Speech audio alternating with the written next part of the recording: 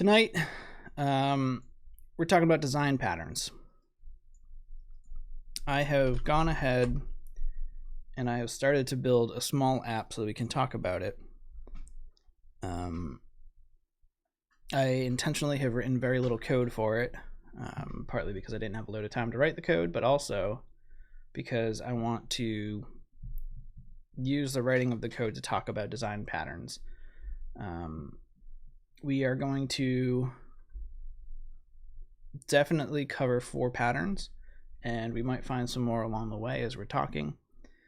And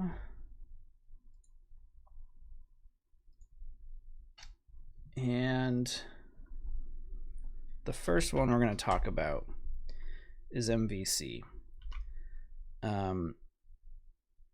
This is a pretty, oh man, they had to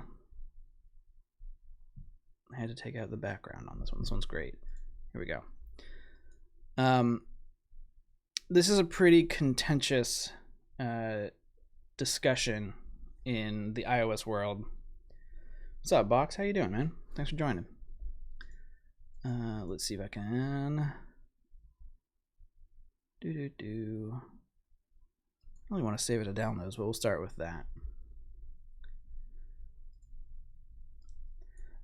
So MVC is kind of contentious in the mobile space, especially iOS, in the iOS space, because, oh, what a fun name for an image. We have these awesome and terrible things called view controllers. So if you're not familiar with MVC, it describes the relationship between your models, your views, and your controllers. And as Joe points out in chat, design patterns are different than architectural patterns. Your architecture can say, here are the design patterns we suggest. Your design patterns can sort of inform the kinds of architecture you might build, but they are kind of separate, actually fairly pretty separate. I don't want to get into architecture in this. We're just going to be talking about design patterns. So this is actually a great diagram for what a model view controller relationship looks like. So the user does something. In this diagram, they're making a request. In the case of an iOS app, that could be tapping something on screen. It could even be loading the app in the first place. Regardless, it goes into something called a controller. And a controller is kind of a nebulous thing. And that is kind of intentional when people sat down to come up with this pattern among all the others. Is the controller describes a behavior. It controls the passing of information, among other things. So in our case, we will tap something on our screen. We will request information, whether that's from the app itself, maybe you have a local database or a server. The model will give that information back to the controller, and it sends it over to the view to present it, which is then given to the user. So with this diagram, there is no way to get from the view to the model directly. There is no line there. That, in like the purest, simplest description, is what MVC is. Mira, what's the difference between what? I'm happy to answer. So this something that I don't remember if it was my first or my second tech lead, but they always described the view and the model as dumb. The view is only responsible for presenting things. The model is only responsible for representing things, and a controller sort of is the glue between them. MVC is not an architecture pattern. It is a design pattern. Architecture, like I said, I don't really want to go into it tonight because it is pretty different than what we have planned.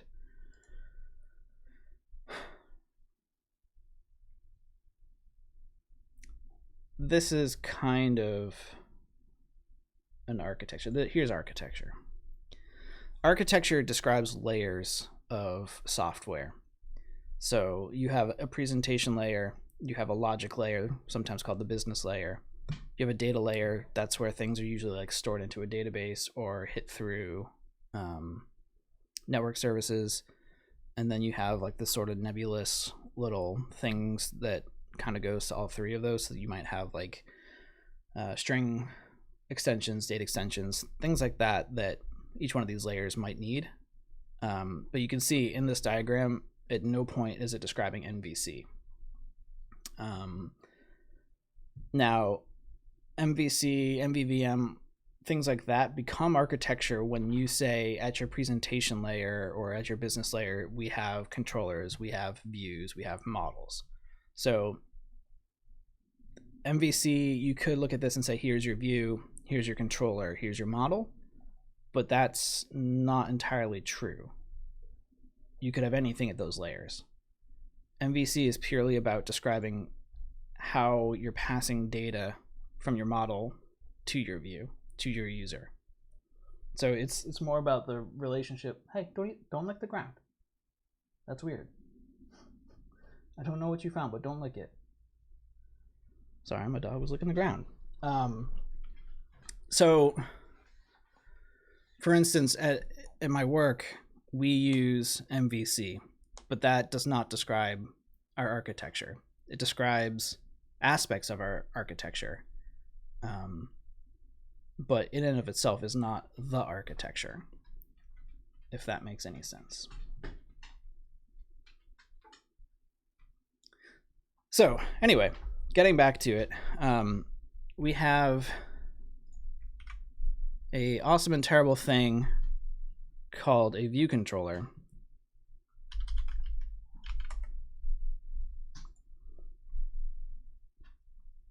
And no one quite knows what to do with that.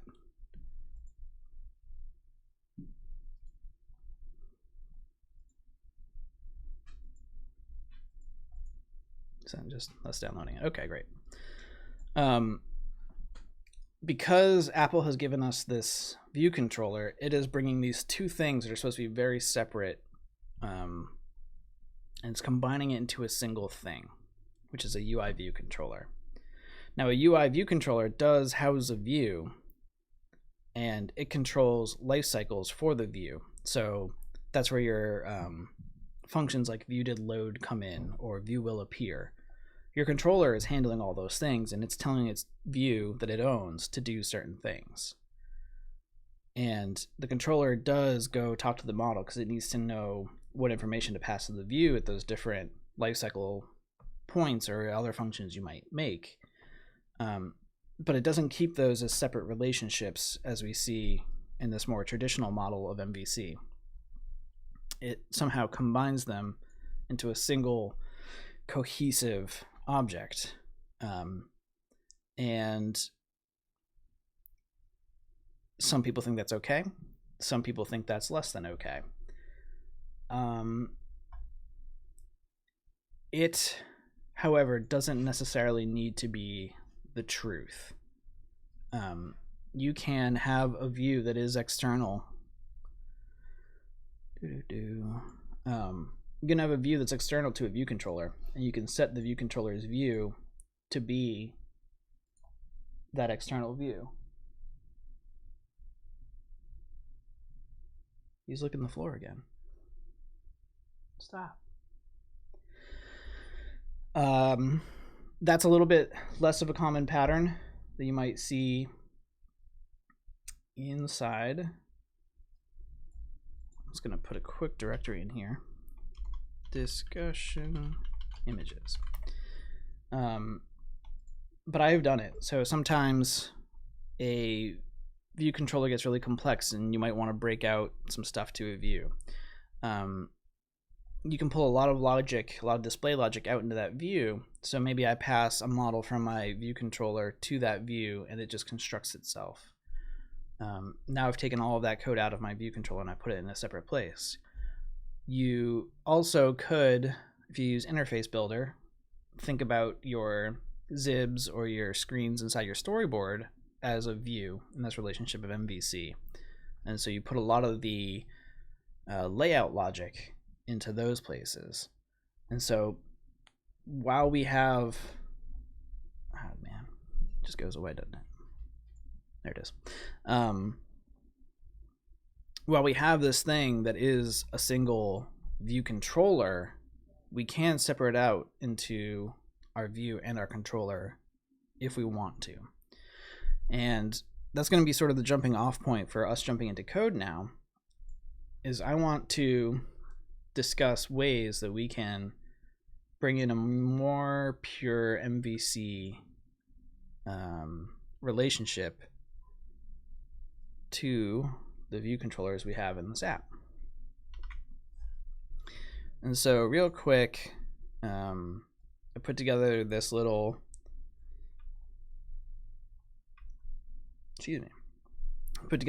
app. We're going to hit a Reddit API. I made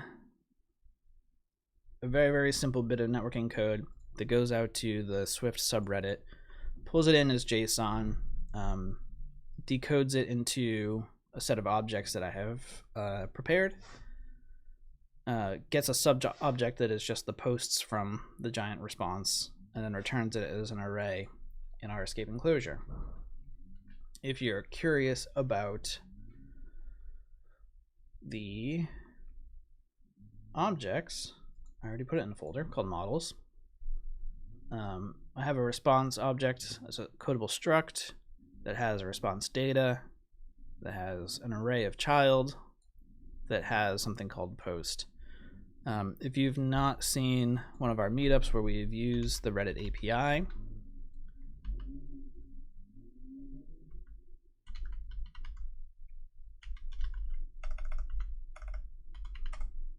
it ends up being this big blob of stuff.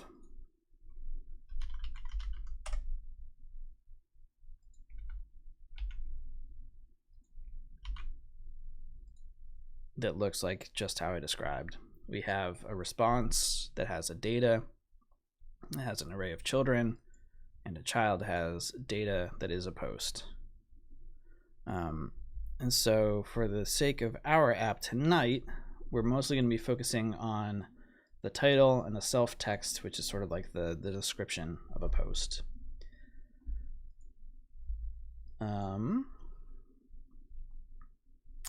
So yeah, going back to our UI, I have a very simple table view controller as our first tab that is meant to display a list of posts. And then I have another tab, if we have time, to talk about some other stuff that we'll use some SwiftUI to talk about.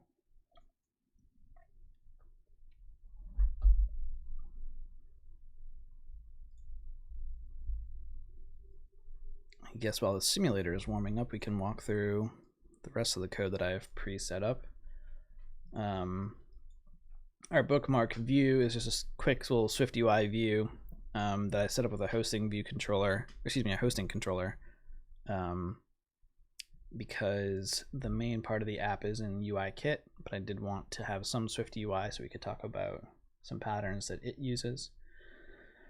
We have this view controller that actually can be deleted. And then we have a table that I have yet to set up. Okay, so yeah, up to this point, I was just talking about MVC. I was talking about how it is a design pattern, not necessarily an architecture pattern. But it is a design pattern that can inform architecture, just as the architecture can inform what design patterns you use. And then I was walking through the app, which did not end up running. It did run. Where is it? Yeah, it's on the iPod Touch, but the Pro Max somehow is up. But yeah, very simple app. I didn't put a whole lot of work into the boilerplate stuff. We have networking that hits the Reddit API that pulls down our Swift. And then we're going to display that in our table view to talk about MVC and another design pattern that I have yet to introduce. I did find some nice images to describe those design patterns that I'll give better names before pushing this up into our GitHub. Traditional MVC on the left, Apple MVC on the right.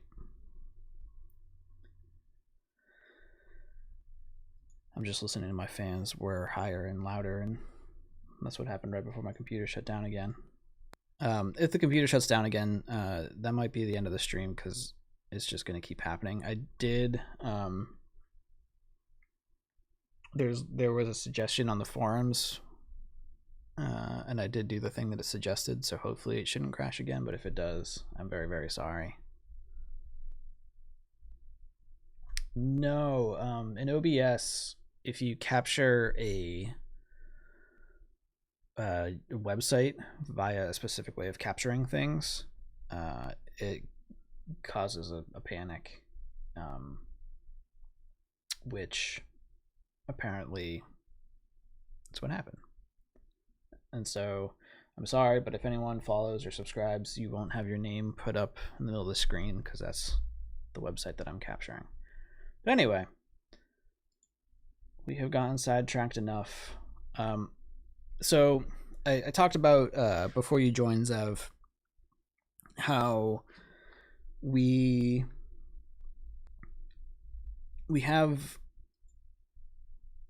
this sort of like jammed together view controller, and I talked about how you could separate out the view from the controller.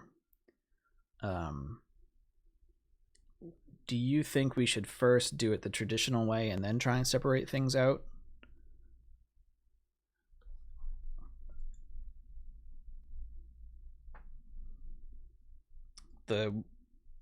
Yeah, like the what you would find in a tutorial way. Okay.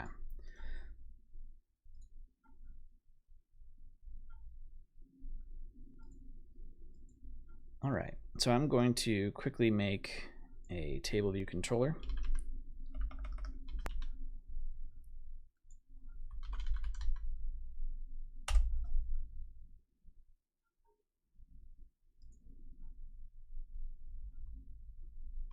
And I'm going to option click on my storyboard. God, every time it pinwheels, I get so scared. I'm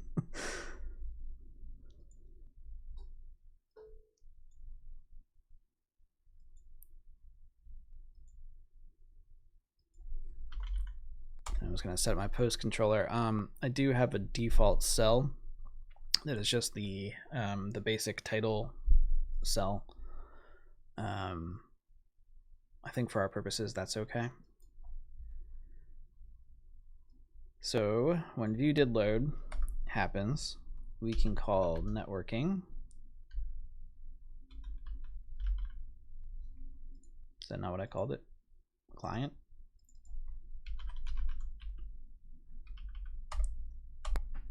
And you can see we're going to get back an array of posts. So let's go ahead and set that up.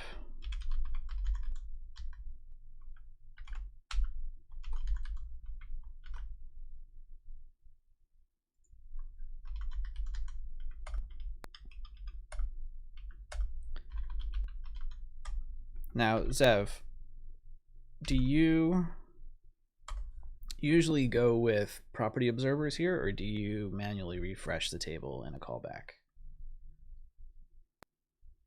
Same here.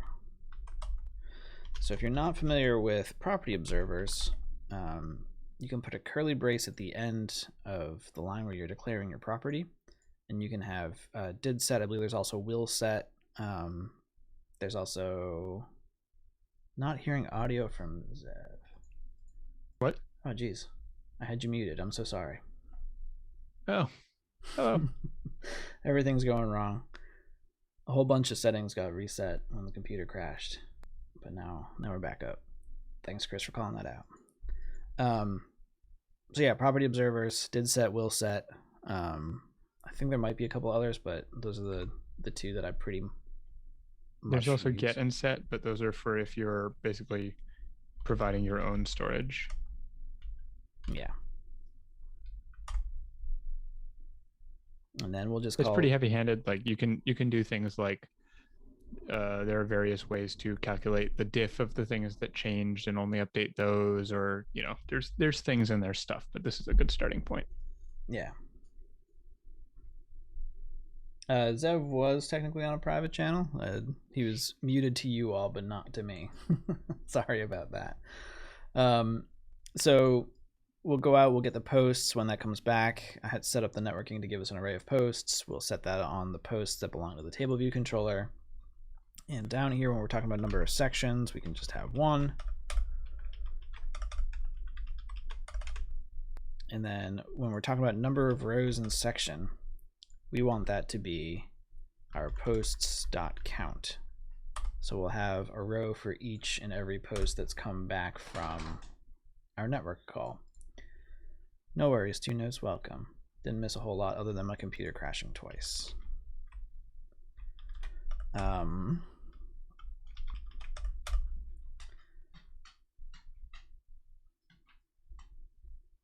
We can remove some of the pre-generated code. We're not going to be doing anything with editing. And we're not going to be doing segue. We are going to do segue stuff. I have to set up a reuse identifier for my cell.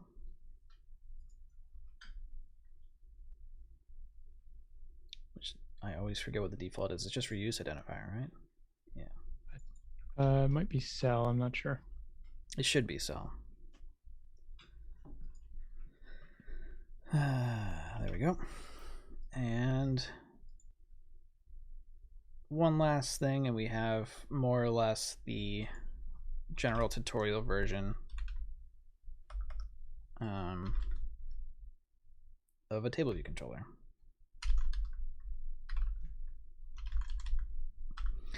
And the last thing that we have to do is pull out the row from the index path. So an index path is a row and a section for a table, or a section and an item for a collection view. Section is a grouping of rows, and then the rows are the individual horizontal pieces inside the table. If people are coming from like other backgrounds, it's sometimes confusing that the thing we're using is called a table, because it doesn't really look like a table, and it would probably more accurately be called a list. And in fact, in SwiftUI, it is a list. Yes. But it's called a table in UIKit.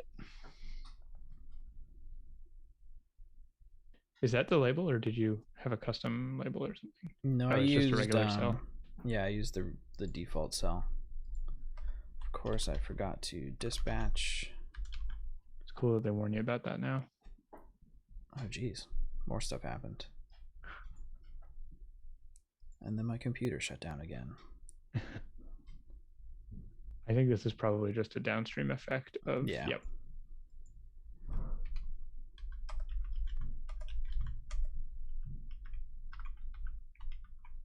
Doing UI stuff on the main thread because you gotta.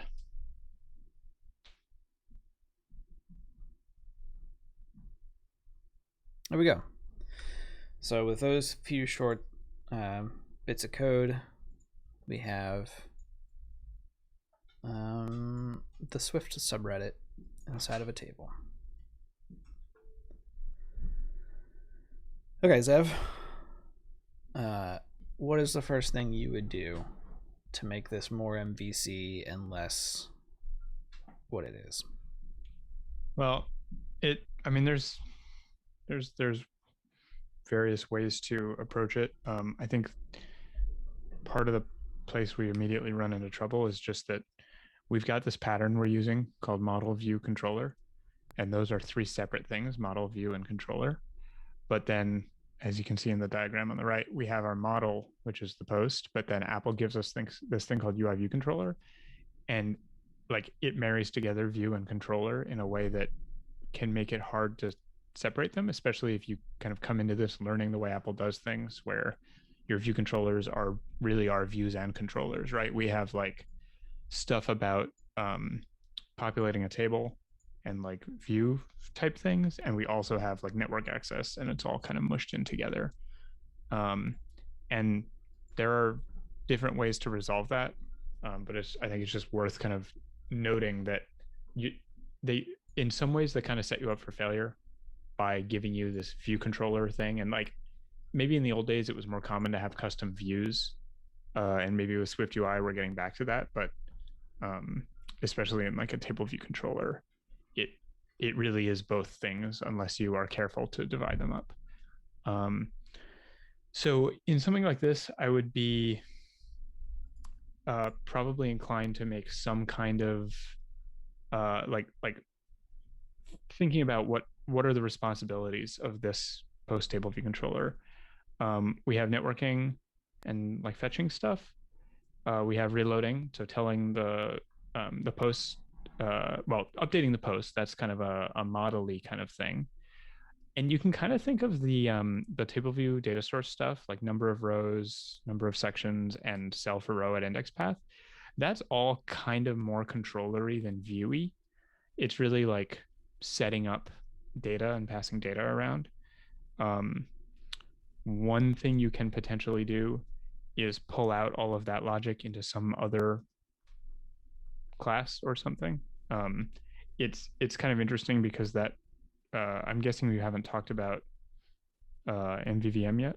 Nope, I was saving that for SwiftUI.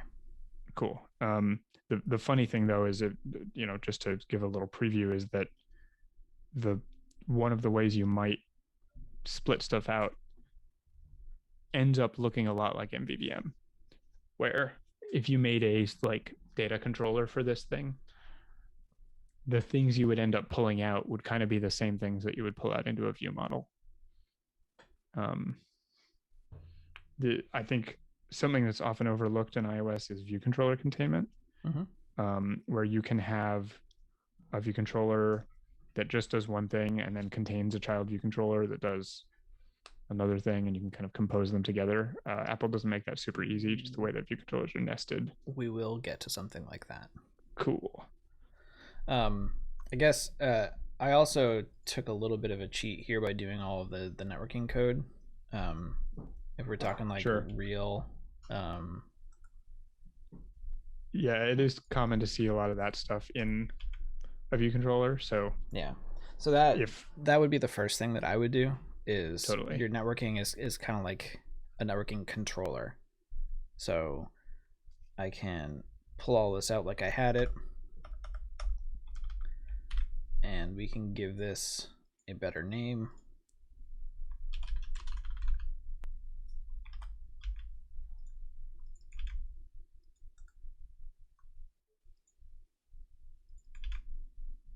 And there we've already made a controller that I accidentally pre-made. Controller is one of those like weird names where literally anything can be a controller. It's not a really useful word because it kind of describes everything and nothing. Yeah, it's at least the way that my professor explained it is it's the everything that's not a model or a view, which is not a very helpful definition. But you talked about pulling out the data source stuff into its own controller, and I think that makes sense. So we're starting to get a good number of files going in our list here. So I'm going to make a controllers directory, and let's go ahead and we'll pull our table into there. Wondering, I guess so. Well, I'm jumping ahead. We'll get there when we get there. And I'm going to put the post table in its own directory as well. And then in here, let's make another file. What would be a good name for this? posts data source? Sure. It's a little funny with table view also because there's delegate and data source, and it's sometimes surprising which things are part of which one. I think, well, yeah, could you open them side by side? Absolutely. It might be a little easier to sort of talk through some stuff. We can see what we're building and where we're going to put it. So what I kind of had in mind is something where the view controller doesn't have to worry about the ins and outs of like how many sections and get the rows and all that stuff. Basically, we want to make some object that we can just say, hey, table view, go here to get your stuff. And that's actually what we do all the time in apps. It's just like 99% of the time, the table views data source and delegate are just the view controller that it's in, a table view controller or a regular view controller. And it's kind of like a mind-blowing moment to realize that it doesn't have to be. You can put it somewhere else. And that has nice implications for things like if we wanted to make a loading state, we could swap out the data source, and we might have time to look at that. I'm not sure. So yeah, what I was wondering is, can we make our data source an actual table view data source and literally just assign it? Or were you thinking you wanted to make our own kind of contract? No, yeah, the first one. Cool. So I think it's going to have to be a class. I think you're right. And it's probably going to have to be NSObject because, I mean, we can get the error message. It might be useful to see. But NSObject and UI table view, at least data source. It's always funny which things are data source and which things are delegate.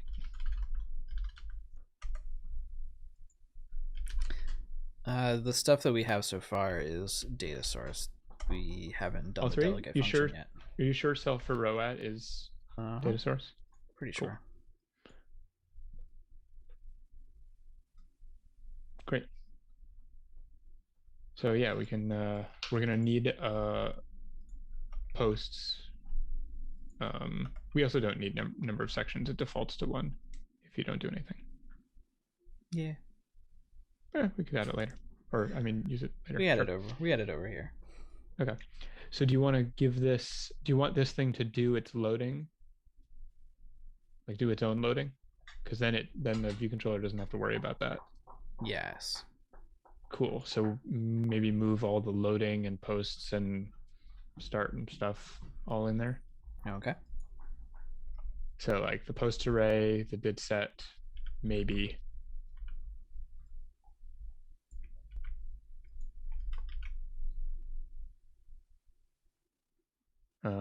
Yeah, we don't have a table view. So what are we going to do about that? Well, we'll come back to it.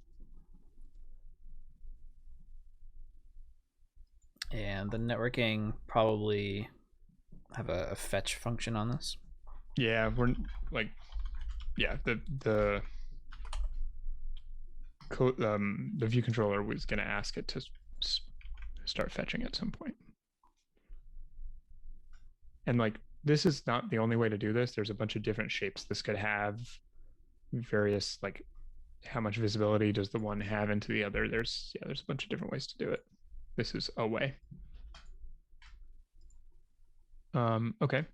And then we need to populate the data source methods. Yes, sorry. I am dealing with alerts about how my browser is eating up too much memory and I'm trying to avoid another crash.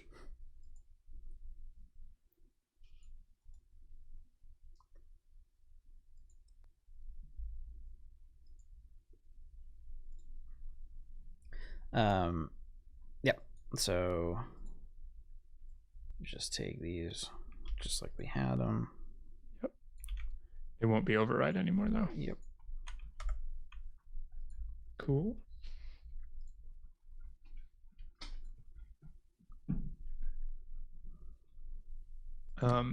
It's going to be a little weird because the thing on the left doesn't need to be a table view controller anymore. But if you make it not be a table view controller, oh, I guess you can just leave it and not implement those methods and it's fine. But what you will need to do is tell the table view, you'll need to have a data source. So instantiate one of those somewhere.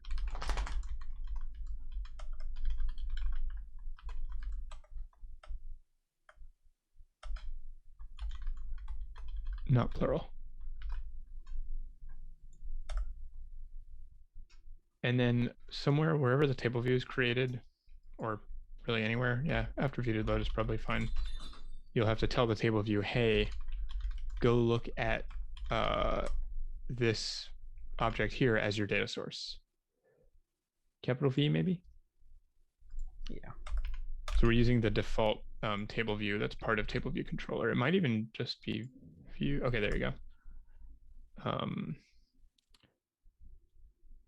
Yeah, so now our view controller is just going to do viewy things, which in a table view controller is really not much at all. It's mostly handled by, you know, the superclass. We just need to tell it to start loading, maybe in view did appear. Sure. Or view will appear, one of those. I like view will. I'm going to quickly quit Xcode so I can get code completion back.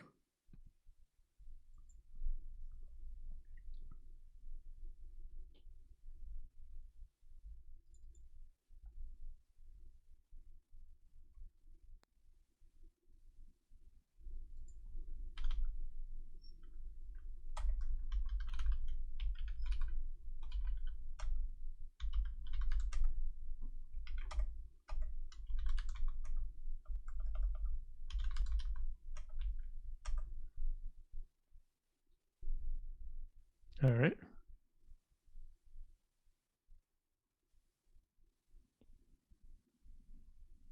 I think.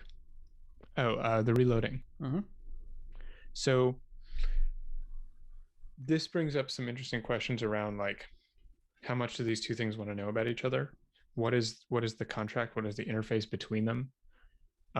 So how does this communicate back that the table view should reload? One option is to put just hand it the table view and then it will know. But you could potentially see a future where this thing doesn't even know that it's a table view data source. It could just be a more generic data source. You know, all it's doing is answering questions about number of things in sections. It's sort of a random accident that it happens to know things about table views at all. So I would be more inclined to have it be able to say, hey, I'm done. I've got my stuff. Go and do what you want with it. So there's a few different ways you could do that. I'm going to throw out a couple. The fetch method could have a completion handler. The whole class itself could have a refresh handler that we pass in. Mm-hmm. There could be, you know, we could go fancy with some sort of combined stuff. We could make a delegate protocol on the data source itself. All of these have various advantages and disadvantages. I'm inclined to keep it simple and put a completion in the fetch. Just say fetch and call this when you're done fetching. I agree that would keep it simple. However, doing this with a delegate does allow us to talk about our second design pattern that is very common to iOS development with UIKit. Good point. Let's do it. I don't know if I can find a good diagram of it, but I'm going to try. Really, any diagram with two boxes with arrows pointing in both directions is probably fine.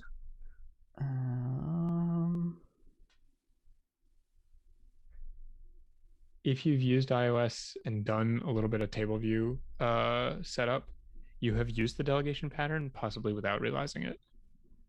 And in fact, I would say if you've made a table, you've probably used the delegation pattern. Yep. It is very simple in that, I guess this one works. A delegator, so in our case, our data source would tell its delegate, or the delegatee, which is a fun word, to do There's already a word for that. It's delegate. Yeah. So basically, Sarush Kanlu talked about the delegation pattern in a conference talk that he did about the coordinator pattern. But the concept that kind of stuck out to me is parents and children and like the ownership of things. And in like good, well-designed apps, parents and children shouldn't even know to talk to each other. Like they don't even know each other exist. And so we put a delegate between them so that they can communicate back and forth. And the way that he talked about it was, a parent tells a child what to do. A child doesn't tell a parent what to do, like with humans. So like, if I'm a little 5-year-old and I go tell my dad to get in the car and drive me to the store, he's going to tell me no. But my dad might tell me to go get in the car, I'm going to drive you to the store. And so the delegate sort of sits between me and my father and says, well, hey, we need to go to the store, do some things. And so that's kind of what we are setting up here. It's kind of a good analogy because with people, you don't know what's going on in each other's heads. All you know is the communication that has happened between you. And that's how you want to set up a good delegation pattern. The point of delegation is to control the interface between two things, control the way two things communicate to each other so that they don't know everything about each other. They only know this very limited sort of stream of communication, often one-way communication.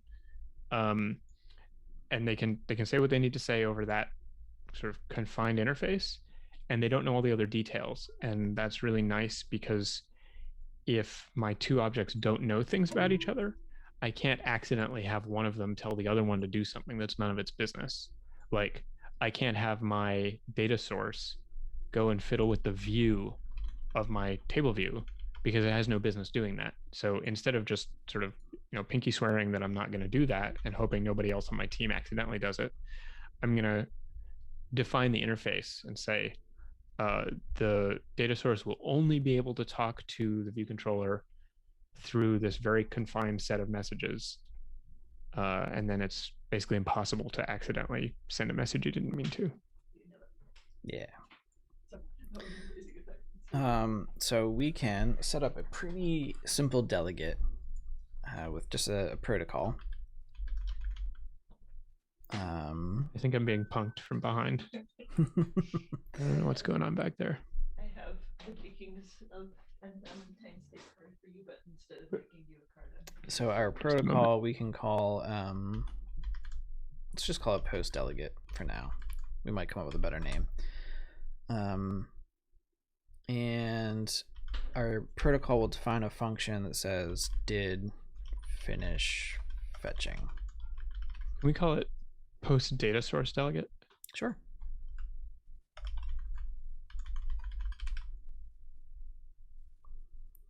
And we will then probably want to make this class bound. Yep. So that we can here say that we have a weak variable that is a delegate. I'm just going to call it delegate. Yep. It is a post data source delegate. We're going to make it optional because the data source itself doesn't know who its delegate is, so it can't just make it. So here in our view did load, we can say self, I don't need self, data source dot delegate equals self. And if I hit build here,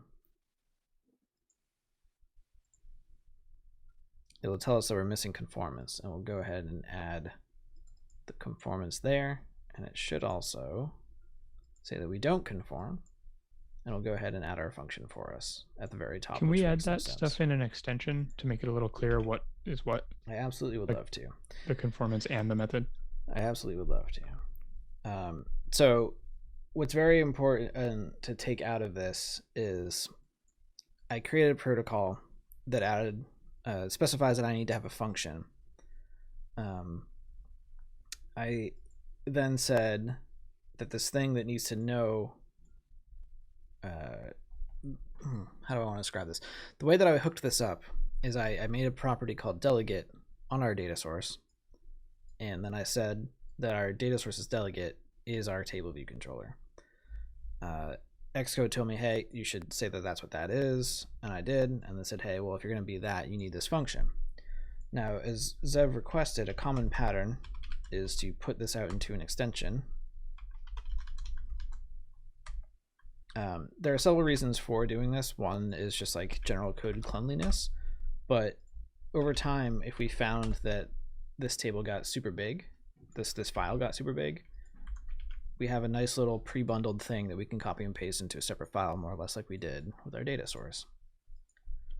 It's also really nice to like, did finish fetching. Wait, what is this part of? Oh, I see. I have this method because it's required to say that I'm a post data source delegate. We had a question from the chat. Yes.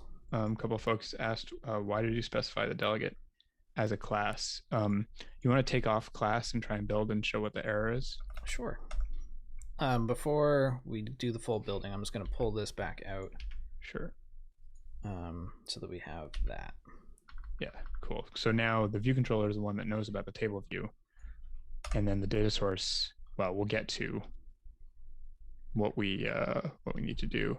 Oh yeah, weak must not be applied to non-class bound thing. So we have to make it weak because otherwise we have two objects both holding references to each other, and that's a classic recipe for a retain cycle for a memory leak.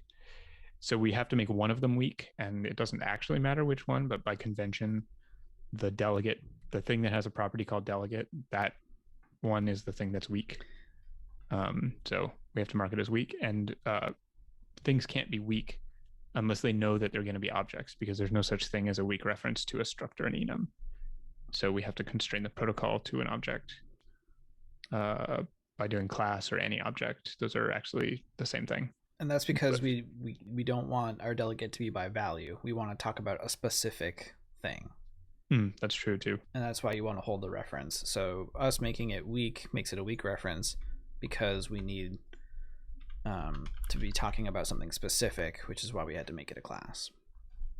But to Zev's point, if we didn't have weak, the data source and the table would hold on to each other.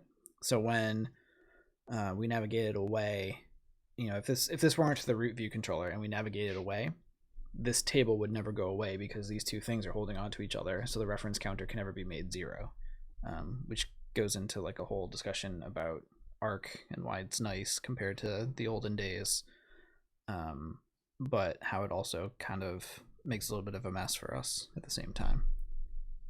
The takeaway is make your delegates weak, kids. Yes. And if you use SwiftLint, there's a rule in SwiftLint for anything that has the word delegate in it needs to be weak. It is not because the reference to the cell in the table. It's because we are setting our table views data source to be our data source over here. So because of line 17 in our table, we are now capturing this data source. And if this weren't weak, this data source would now be capturing our table. Can I offer a pedantic correction? Sure. Table views data source actually is weak. It's line 12 that's holding onto the data source. Yeah.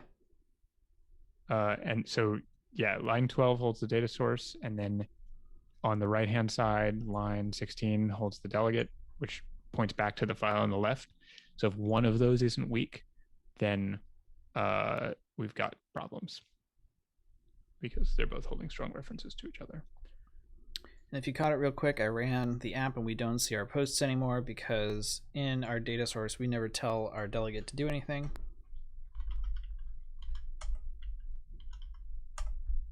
So now we can say, hey, we finished something, which will go over to this function here, which will refresh our table on the main queue. So things should not crash, and we should get our posts back in a list. Hey. Cool. So that's kind of the start of the delegate pattern. It's kind of it's a light toe into it. So a delegate is a protocol. So I could specify that this needs to have a var that's a data source that is this object. It depends on how specific you want to be. The post data source probably doesn't need to know that its delegate has a data source because it is the data source. Exactly. So that's kind of the point I was starting to get towards, is you can be as specific or vague with this as possible. In general, I would suggest having delegates be as vague as you can get by, because that means you get some reuse out of it, but also it makes things a little bit more condensed and movable should you have to do that in the future.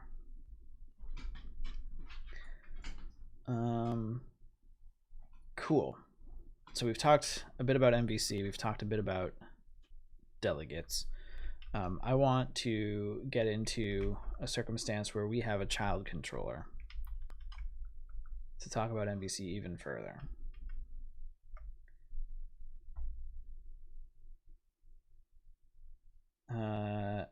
Did finish is back on the table view controller. It was moved back there because the loading for the table. Yeah, so we had this code in our data source, but our data source has no idea what a table is. There's no variable or reference to a table view. And in fact, the table view controller, if we think about it just as a controller, its view that it's controlling is this table view. And so we need to tell the table view to refresh when we've gotten our data, which is what we're doing with our delegate function that we created. Yeah, so the view controller is the thing that knows what's going on in its views. The data source knows what's going on with the data. It's some of it's, the lines are a little bit blurred because we're using UI table view data source specifically, and like it knows a lot more about the UI than I think we'd necessarily want. If we were building something, from scratch, I think our data source methods on the right, sort of line 27 on, would be much more just like, give me the number of things in this section without knowing anything about table view. It's kind of an accident of history that file even mentions UI table view. Yeah, and we could make that vague, which means that we could then use this data source if we want to switch to a collection view, for instance. Mm-hmm. For the sake of today, though, keeping it a little bit more simple. Yep. Neat. Strike Machine, thank you so much for the follow, and the stream did not crash, which is amazing. Okay, so jumping back to our storyboard right quick. I set up a child view control, well, not a child, a detail view controller off of our table that will have the title and the self text of the post in a gigantic label because I was too lazy to make a text view. And we have this little button that we're going to talk about and how that could be turned into a child controller. But before we can do that, we need to go back into our table view and do a little segue fun stuff. So the only segue that's in here is on did select. So if I tap on a cell, the segue triggers. Goodness, it's been forever since I've done this. So let's say let destination equals segue dot destination as, this is going to be post detail view controller. I'm going to put a guard in front of that.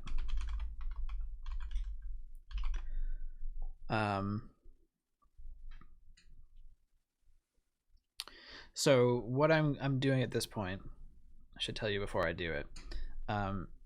Segues are interesting things with storyboards where you can draw little lines between things, and those lines now become a communication channel. And so I dragged a line from our cell to this detail, which created this segue. That segue will then correspond to this prepare for segue function. A segue has a few properties, but the one that's important to us right now is this destination, which is we're leaving our table to go to this post detail view controller. The post detail view controller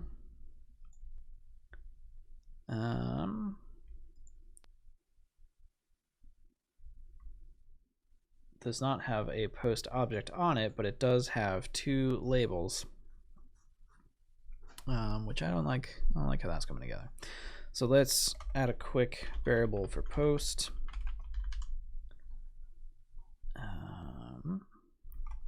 Put an exclamation point on it for now. And so then I can say destination.post equals sender dot So in our case, our sender is our cell, and our cell has information about it. This is kind of where storyboards start to give people headaches. So what I really need to figure out which cell was tapped so we can figure out which post to get, right? Exactly. I forget how to do this. So do I. I was hoping you remembered. Is the sender is the cell? Yes. Then we can ask the table view for the index path for a cell. Yes. It's gross, and this is one of the reasons I don't like to use segues generally.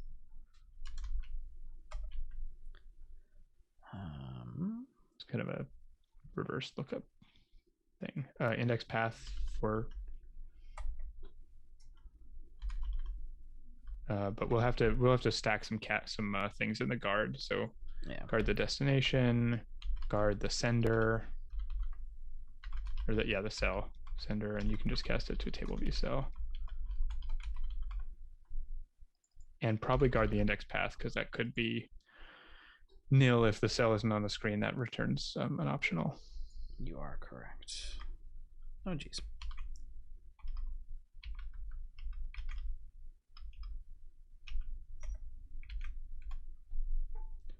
This is a lot of the just kind of grime that SwiftUI is intended to clean up.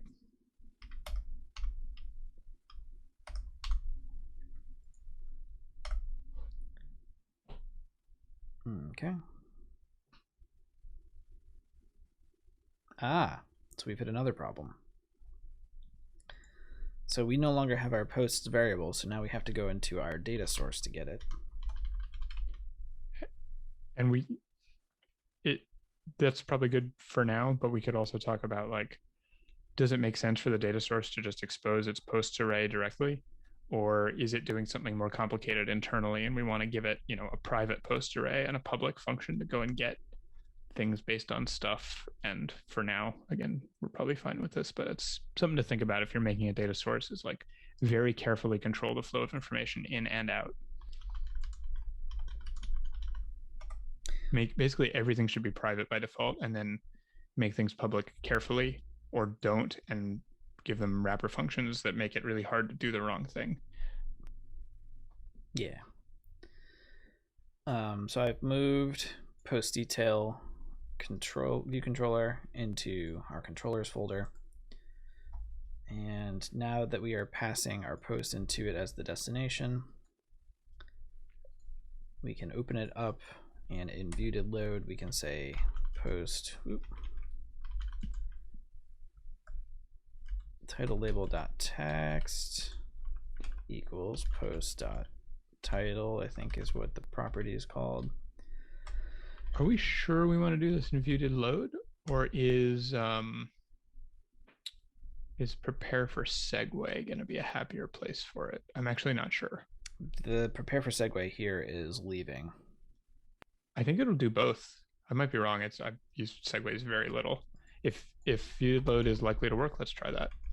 You just quit Xcode real quick so we can get back code completion. There are other segue functions. I don't know if there's one for receiving a segue. I think I'm not sure. I thought prepare for segue was coming and going.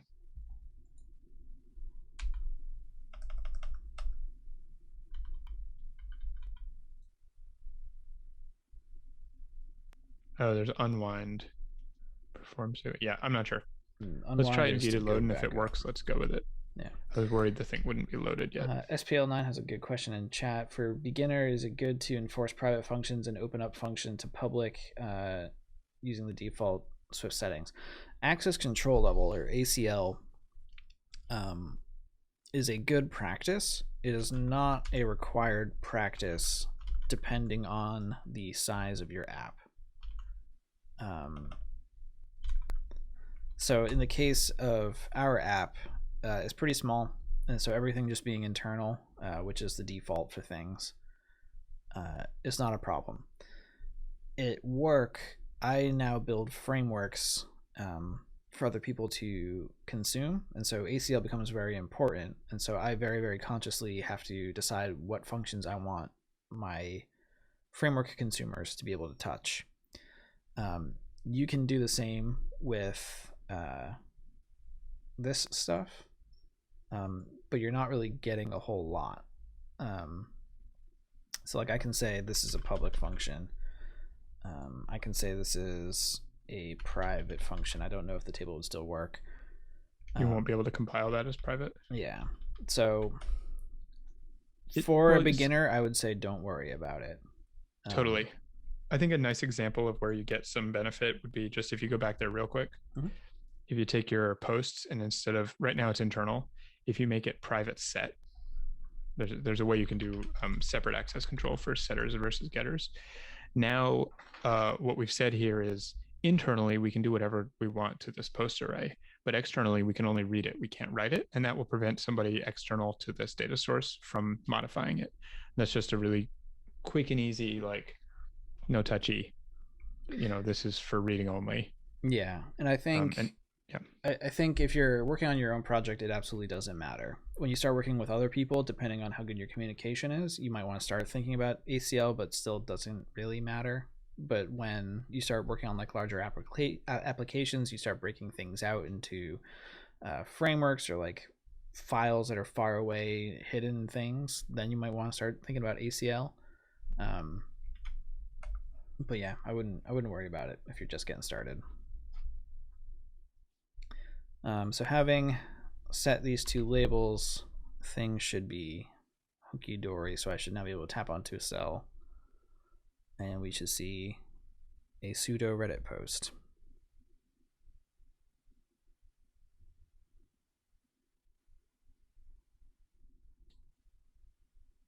God, that's terrifying. Yep.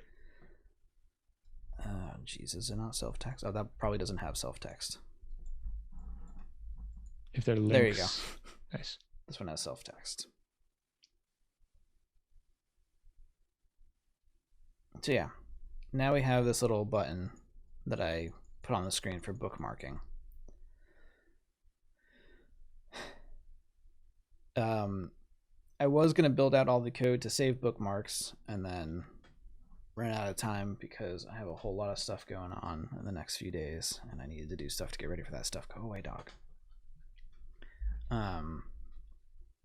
But that's okay. We can sort of fake it till we make it for the sake of tonight. So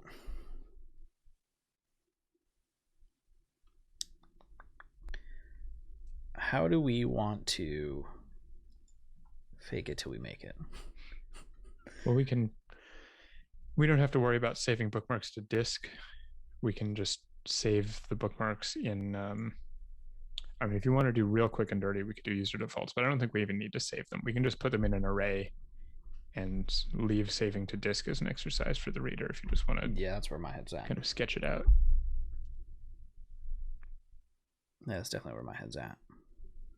So we'll have some object that handles bookmarky stuff, and it can be assumed that in a real app it would know how to save. I think you already have a action for that. Yeah, I'm just putting this here. You want to wire up the button. Yeah, so we can have some visual that has been bookmarked. Is that an SF symbol? Mm-hmm. Sweet. Yeah, so quick and dirty. Well, so let's tackle this at two different levels. Let's get the functionality in there, and then let's pull that functionality out into its own controller. So I did the functionality of the last one, and you pulled out into controller. Let's do the inverse of that this time. All right. So since we just have a single post in this view controller, we don't need anything fancier than a Boolean to know whether we've saved it as a bookmark. Mm-hmm. It might change later, but for now we can just have a Boolean. So right after the post, let's do var is bookmarked bool equals false. And then in tapped bookmark, we can toggle that Boolean. So that's just a mutating function that flips a Boolean from true to false, false to true. And then so that will toggle the Boolean, and then we're going to want to update the UI. And we can go and do that in our trusty little property observer on his bookmarked. Sure. SPL9, thank you so much for the gifted sub to Sarah the Korean. And yeah, in a did set, we can say that the, let's do let image equals. And let's do UI image system name. Oh, sorry. We're going to do a string first and then make an image out of it. So image name, I guess. And so if is bookmarked is true, so we can do a ternary operator. Is bookmarked question mark. So if it is bookmarked, we want to show the solid thing. And it's probably going to be, I mean, we could look it up. I bet it's bookmark.fill as a string.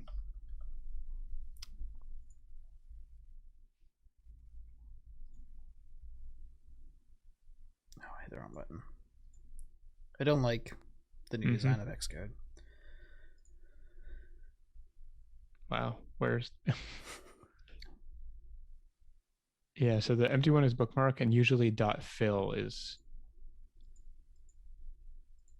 Oh man, my computer is not liking Xcode and streaming at the same time. It is yeah, .fill. Bookmark.fill. So is bookmarked, bookmark.fill, else bookmark. And then we can say let image equals UI image with a system name of that.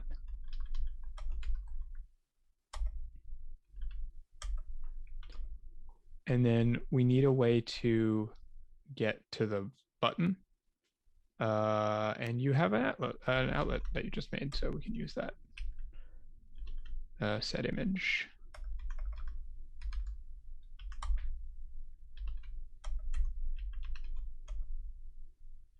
So let's try that out. It won't save it anywhere, but it will keep track of it in the view controller.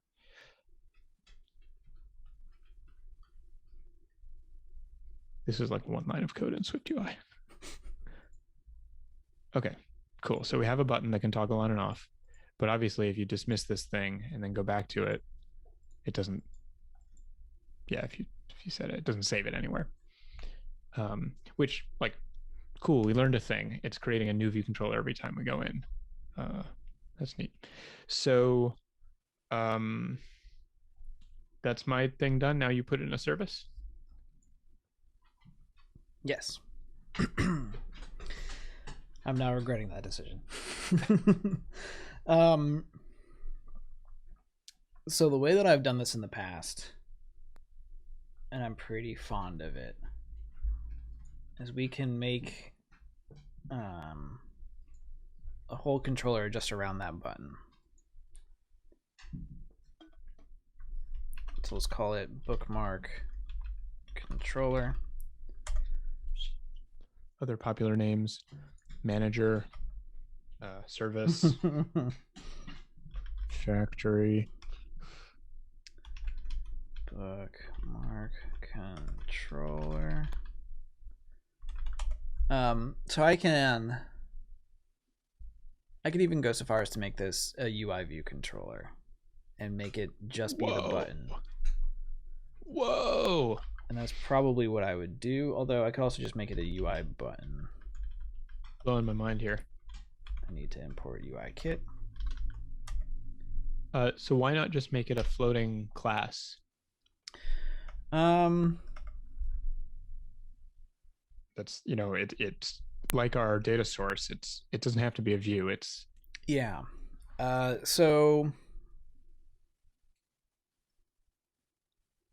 the answer is because I intend to reuse it in our SwiftUI view. Okay. But having it be a controller, just like a floating controller, totally works. In fact, real quick, I didn't even think to test this. Can I make a button from a UI button? No, you have to wrap it in UI view representable. Sweet. So maybe we won't do that. What I was gonna do is I was gonna have this bookmark view be a list of all the bookmarks, which is why I wanted the storage that I never coded. And then we could have reused our bookmark from our detail screen in here. I think we can do that if we make bookmark controller a floating class, and okay, we can shove it into the SwiftUI stuff. Sure. So should we do Singleton just to get out of the way, and then maybe talk about ways to avoid that later? Because like it's not inherently evil. We can just talk about the downsides. Come on, you know you want to. I suppose. Actually, if you listen to, I think not the most recent, but the previous Swift by Sundell, I'll go grab a link and put it in the chat. But they had Matt Gallagher on from Cocoa with Love. And he was like, yeah, I just use singletons for a lot of stuff because in a lot of cases, it doesn't matter, and doing anything else that's over designing. But it's good to know the trade-offs and how to, you know, what knobs you have to turn. There's actually a whole episode on app architecture, and it's real good. The initial discussion is about combine, so if you're not into that, it can sound a little in the weeds, but like skip that chapter in your podcast player or something, because the stuff on app architecture is, I think, a really good overview. Can I see your post model real quick?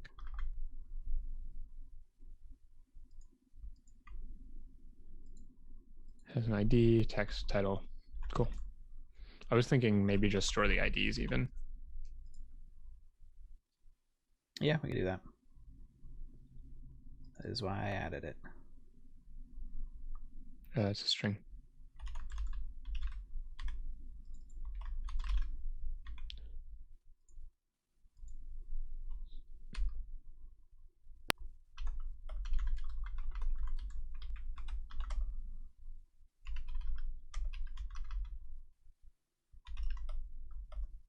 Am I forgetting how to make a set? You can't. You have to just give it an empty array, literal, because right. Set is array literal convertible, but you can't just assign an actual array to a set. Insert post.id.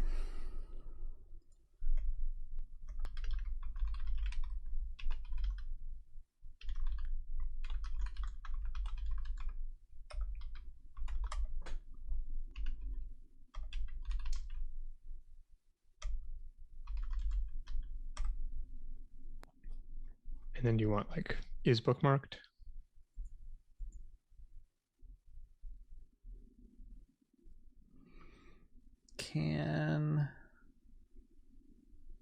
We can do that. It's a weird function signature. You can underscore it. Pardon? So is bookmarked, open paren, underscore, space, post. Oh, yeah.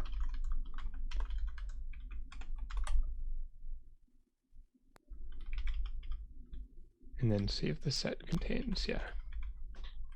And actually, this is a nice place to talk about access control, because you can make all three of those functions, or sorry, you can make the bookmarks array set private, because it's an implementation detail of the bookmarks controller. We could swap it out for a data store, database, or network service, and users of the bookmark controller don't have to know. In fact, we probably also want to make this private set so people can't go messing with our shared instance.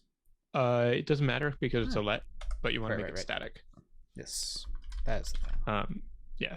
So for those not familiar with the Singleton pattern, that static let there means only that, basically that's the only instance of this that exists, and we can actually enforce that by making the initializer private.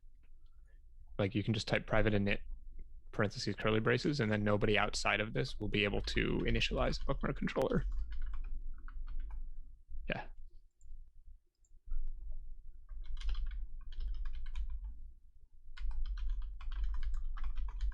Hmm.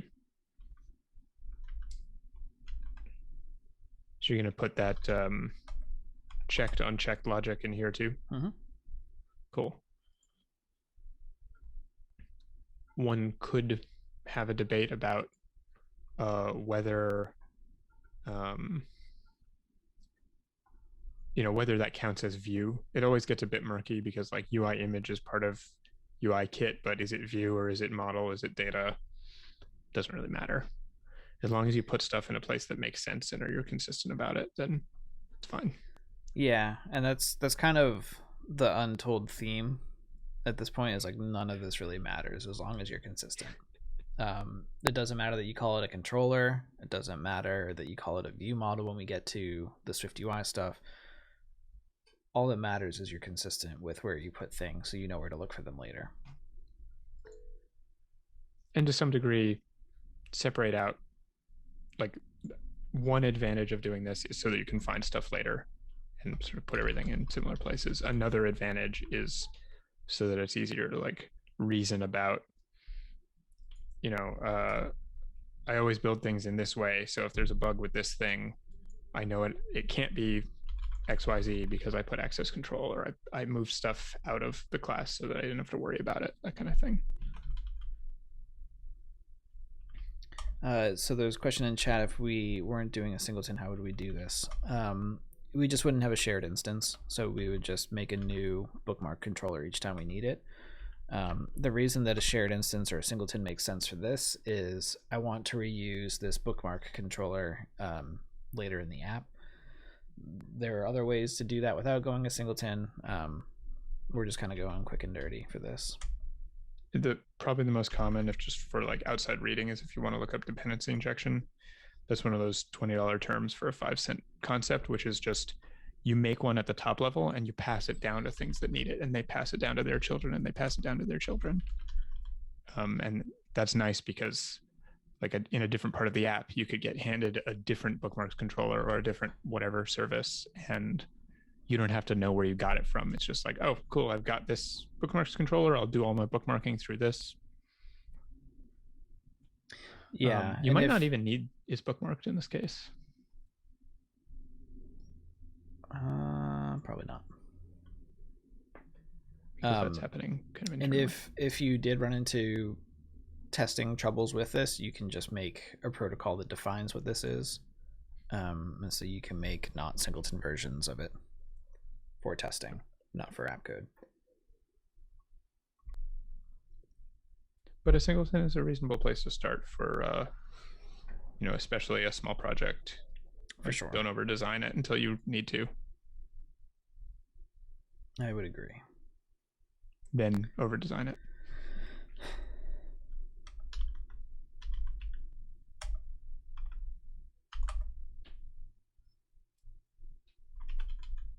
So now I'm just going and updating some of our code.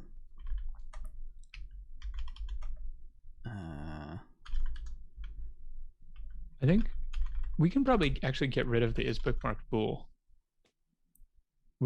That is bookmarked bool is storing state in the view controller, and we don't actually want to store state in the view controller.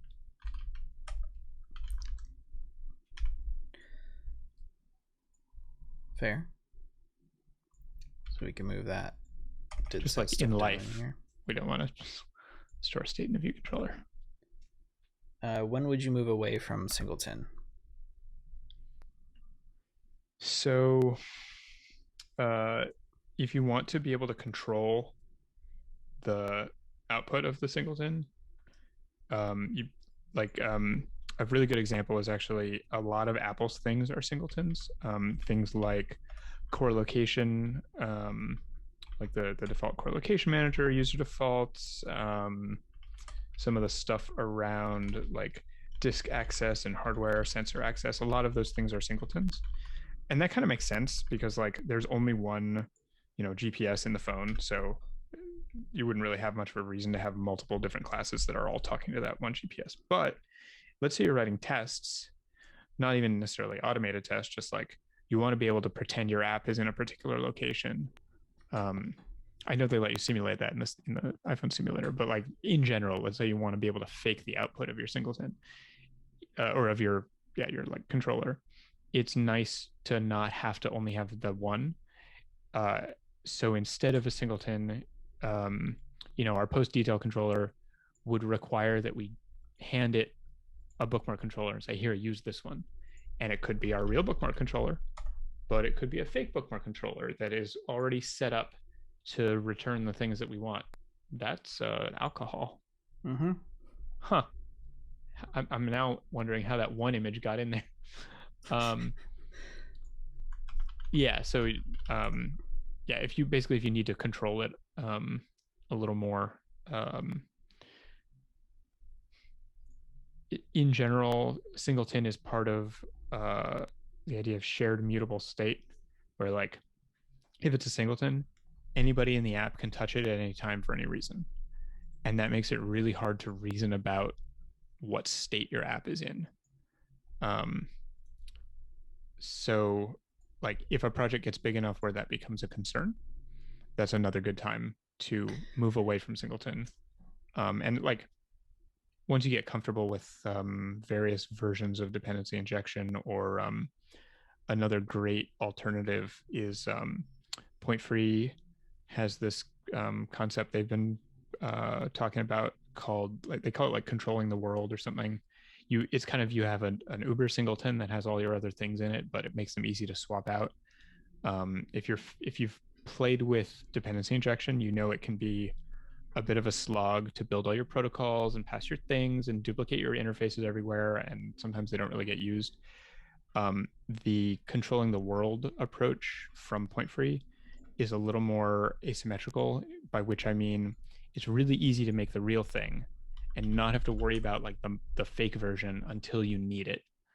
And there's not a lot of extra overhead. So that's pretty nice. If you're into Point Free, if you have a subscription, it's, I believe, episodes 16 and 18, they talk about that. It's sort of like an environment object, right? Where they put every single object that is in the app in there, so that you're only ever talking one source of truth, which has its benefits. Sort of like singleton has its benefits, but it has its drawbacks. I think there has been a lot of like singleton hate in our community lately. Not our meetup community, but like iOS in general. And it's a perfectly viable pattern for certain things. It tends to get overused. So you brought up the point of the GPS. Like there is a single GPS in the phone, so you only ever want to be talking to the one GPS. Oftentimes you'll see the user object be a singleton in apps because there's only one user. If there is a user logged, like if you have a logged in user, there's only ever one user, unless you're playing a game, but then you probably wouldn't call it user. Shopping carts, you'd only ever have one shopping cart. But those are great examples, much better than the GPS, because you might want to be testing your checkout screen, and you want to see it when the user has a full shopping cart, when they have an empty shopping cart, when they have one item, when they have an out of stock item. And it's really nice if you can make up a bunch of fake shopping carts and just pass them in, whichever one you want to use, without having to like go and touch the global shopping cart and worry that might mess up some other part of the app. It's really nice to be able to fully control the world that your piece of app lives in. Yeah. So great. We have an unintended extra design pattern, which is the singleton pattern. It also, I think it gets a lot of hate because, or it gets overused rather, because like doing all the dependency injection stuff is such a slog, especially with things like storyboards make it a lot harder. But yeah, the Point Free thing fixes a lot of those problems. Looks like we're not. Did we ask if it's bookmarked? I think those might be backwards. If it is bookmarked, we want to remove it, and if it's not, we want to add it. Yes.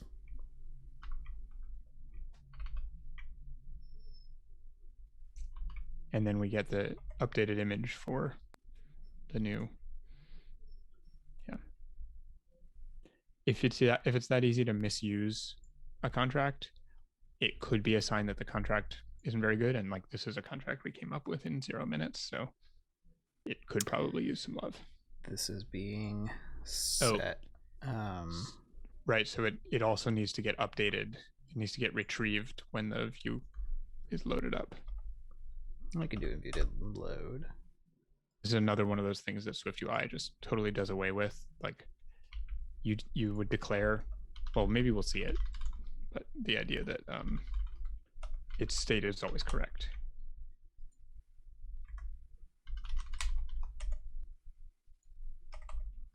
What Matt is doing here is pulling out update image into a function because we know we're going to need it in 2 different places.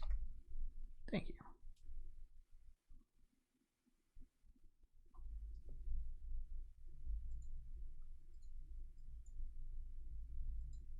Hey. Cool. And it's not written to disk, so it won't persist between app launches, but for this demo, it should serve its purpose.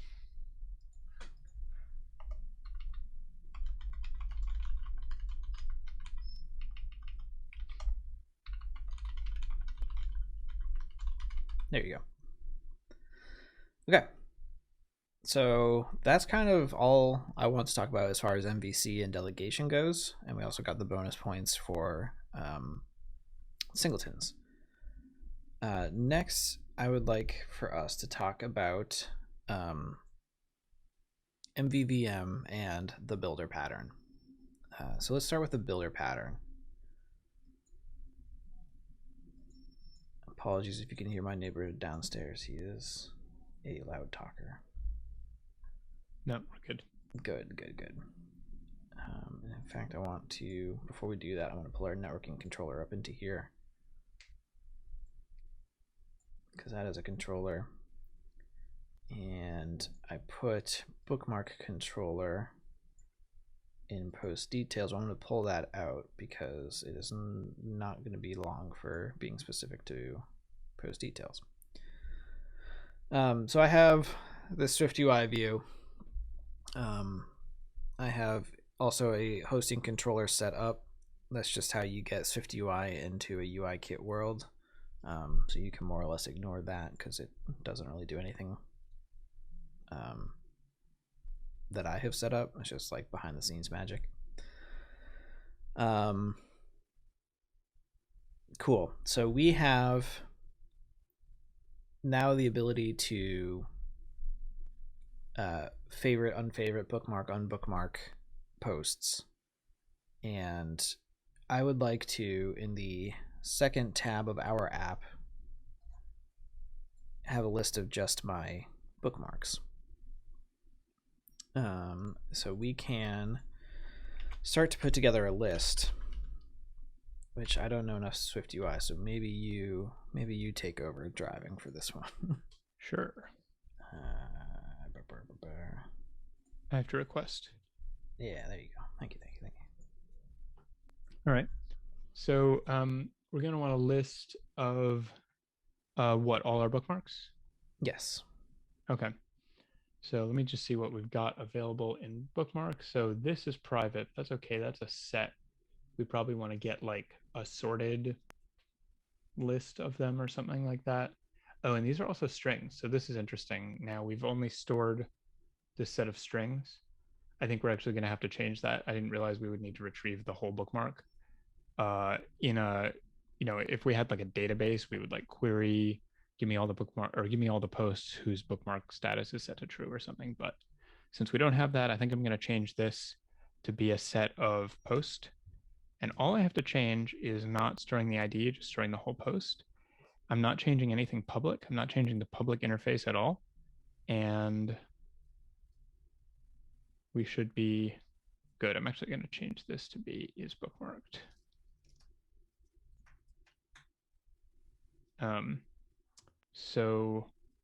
Set post is not performed hashable. That's okay. We can fix that. If we can open post. Nope. Oh, yeah. So it just needs to be hashable so that it can go into the set. Okay, so that's fine. So that's a nice, like, with access control, I didn't have to wonder if that change was going to break anything anywhere else. because this is private, I can tell just from looking at this file that change was only going to be internal to this file, which is cool. So I'm going to have a list of, right, I still need a way to actually get those posts. So we're using a set for membership, but set doesn't contain order. So I'm going to do a var sorted bookmarks, or yeah, I'll call it that. And we'll just get, every time we get that, it's going to pull them out and sort them. Maybe that's not a good idea because you're like resorting them every single time, but I don't care for this demo. Get a real database. So this will just be bookmarks.sorted. Can I do, I don't think I can sort by key path. I have to do, do we have a title or something? And then we're going to quit Xcode, because code completion died.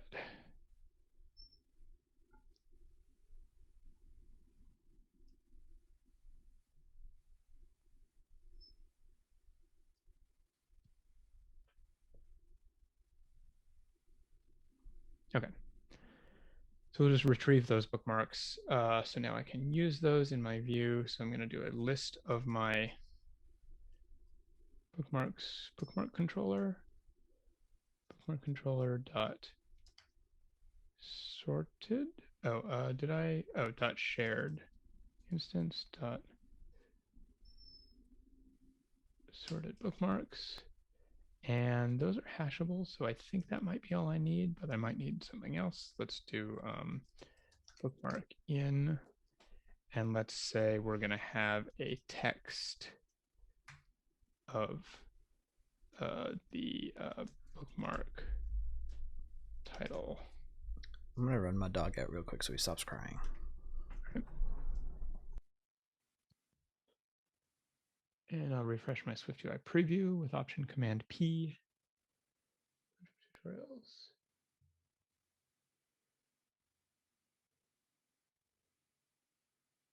Oh, so question from Code Ray in the chat. What is class bookmark hosting controller, UI hosting controller bookmark view? So this is the way you get a SwiftUI thing into a UIKit thing. UIKit is like the old school framework for doing iOS UIs, and SwiftUI is the new one. And to marry them together, you have to make a UI hosting controller that hosts whatever your SwiftUI view is. And then you provide an init. And actually, I'm not sure how much of this stuff needs to happen, but yeah, you initialize it with a root view, and then it displays your SwiftUI view in a UIKit world. And then it hangs. Why is it hanging? Okay, here we go. Something's not building. Oh yeah, so the post needs to be identifiable. So I can go to my post and say this is identifiable, and the identifiable protocol just says it's going to provide an ID that provides some guarantees about uniqueness. And I already have an ID, so I believe that'll be happy. Whoops, I didn't mean to run it. Just want to refresh the preview. And let's see, maybe we'll come up with something empty. I'm not sure. It's hanging again. Command B to actually build it. Sometimes you get better error messages when you build than when you try to run the preview. Oh, hey, the preview actually finally loaded. I think it was just loading up the simulator. So it looks like the list is empty now, and this actually makes sense because our bookmarks are empty. And this is actually a really good example of where I might want not to have a singleton, because I can't easily control the contents of the bookmarks right now. Bookmarks is empty, and I can't easily do anything about that in the preview. For now, I'm just going to go ahead and run it and see if this looks okay in the app, but that would be a case where you would want to be able to inject some fake data into your previews, which would be here on line 20. And yeah, that's not very easy when you have a singleton. Maybe I could, you can't really run code inside a block like this. So I would need to find a place where I can run some code, and it would be a little hairy. So if I go over to bookmarks, that's empty. If I go back here and bookmark something, go over to bookmarks now, it's still empty. Interesting.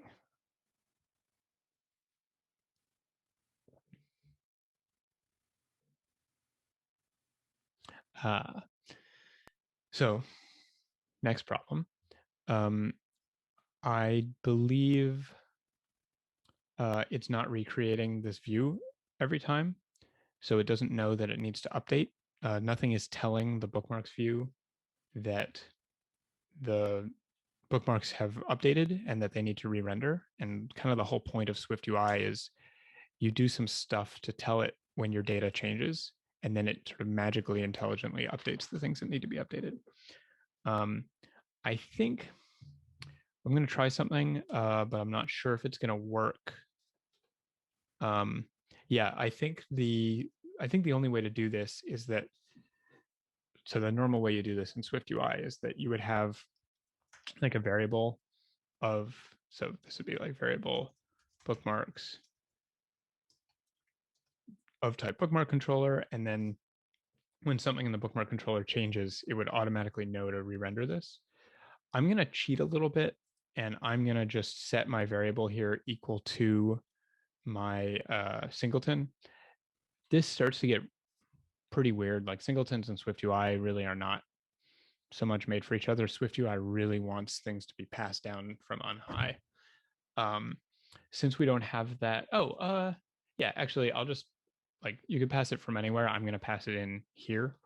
It's a little weird to just pass a singleton in as an argument, because I could easily just get it inside here. It's a singleton. I can get it from anywhere.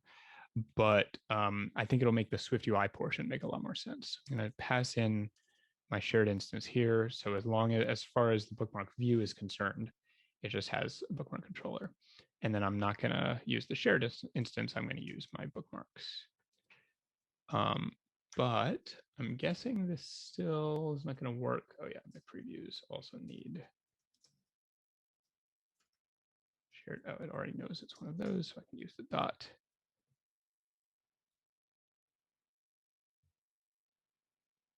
I believe this won't work still.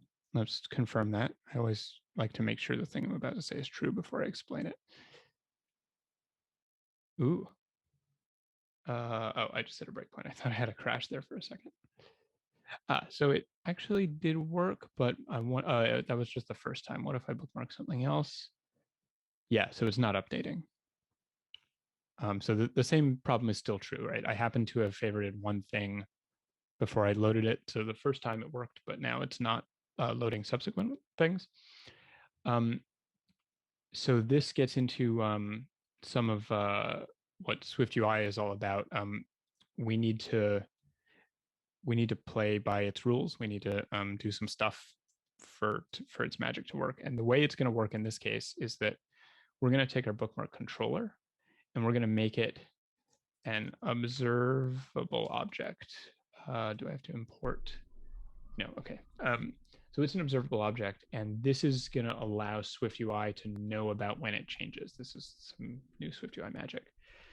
And there's a few different ways to do this. One way is to mark a variable as @published, and then anytime it changes, it will notify anybody who cares, who's observing this object, that it has changed. And the other way is to manually call. There's a is it the publisher? Let's see. Is it like, oh, object will change is a publisher, and we can tell it to send, and that will tell anybody who's listening that a change has happened, and it should go and if it thought anything was true about this object, maybe go check again because something has changed. But we're updating bookmarks in a few different places, and I don't want to have to go and change that everywhere. So I'm just going to do it, if I can get away with it, at published on this. I think I can do that even if it's private. Cool. So even though nobody outside here knows about this bookmarks variable, I marked it as @published. This is a Swift property wrapper that sets up some magic observation stuff so that anytime bookmarks changes, this will tell the observable object that it has changed, and anybody who's listening for changes, including our SwiftUI view, will know to update. So back in our bookmark view here, I also have to mark this as observe. Is it? I think add observed object, I believe, is the syntax here. Hello, I'm and back. let's give that a try. Hey, I don't know if this is the direction you were thinking of heading, but it's a direction. So we go over to bookmarks and it's empty. We add a couple things. And now bookmarks has stuff in it. It is and it isn't. So this needed to get done to get to where I wanted to get to. So thank you for doing that. Let's add some Keep talking. prettiness to our text.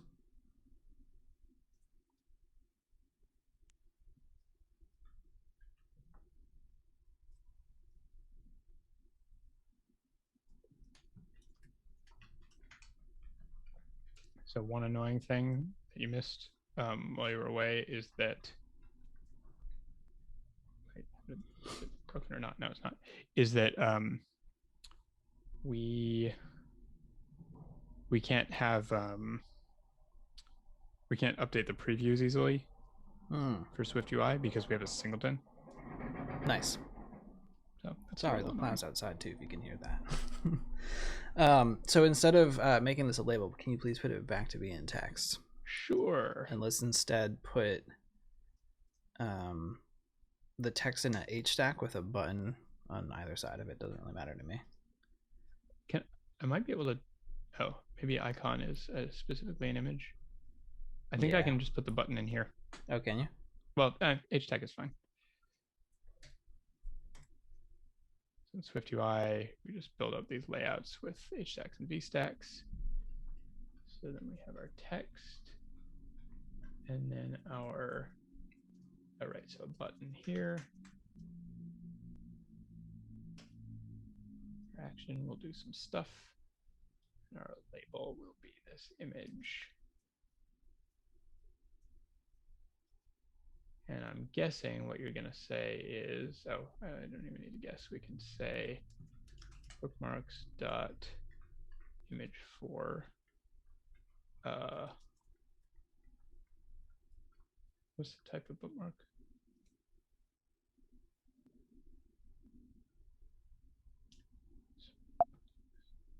Wait, why? Oh, I didn't change the contract for image for.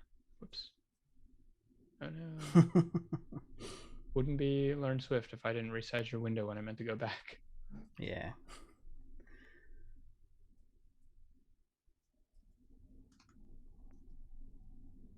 Oh, for post. Yeah. So, oh, it returns a UI image. Can I return? You can create an image with a UI image. Yeah, that's true.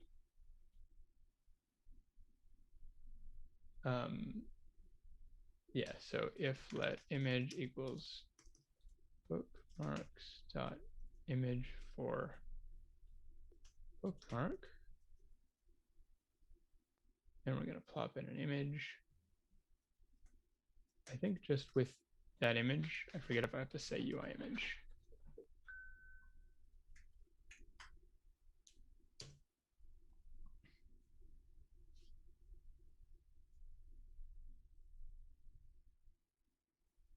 Huh? Close that, close that, close that, close that, close that, close that, close that. Gross.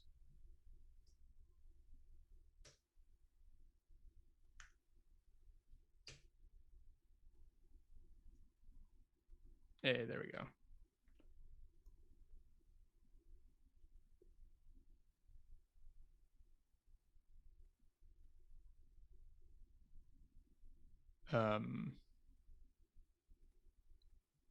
Cool, it's red. I don't know why it's red. Why is it red? That is strange. I'm gonna take control real quick. Please. Have you talked about the builder pattern yet? No. Perfect. Are you? I don't even know what you're talking about with builder pattern. You mean SwiftUI? Sweet. Yeah. Yeah, it doesn't need to be Swift. Oh, geez. Wow. Everybody's having a bad day in computers. What is a good...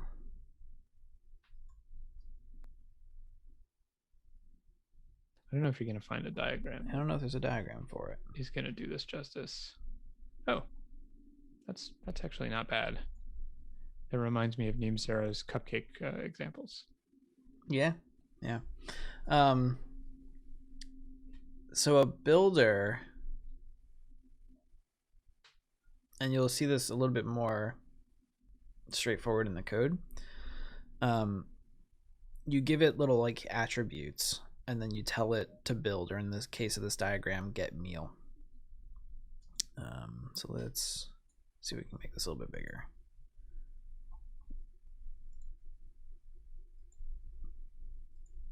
Nope. Command plus. Yeah, I can do that. So in our case, it looks like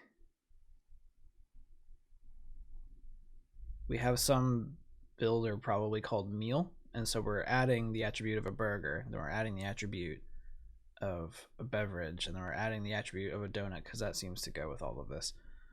And then we're doing some the builder is the restaurant crew. Interesting. But anyway, so we're telling the builder, like, I want this, I want that, I want this, and at the end the builder gives you a composed thing. This is a nice diagram, and it's kind of not at the same time. So the builder pattern is really more seen in SwiftUI than anywhere, or it's more commonly seen in SwiftUI than in a UIKit application, and you're probably using it without even knowing it. So by adding bold here as an attribute to our text, I'm using the builder pattern, and I know that because it's returning back the text.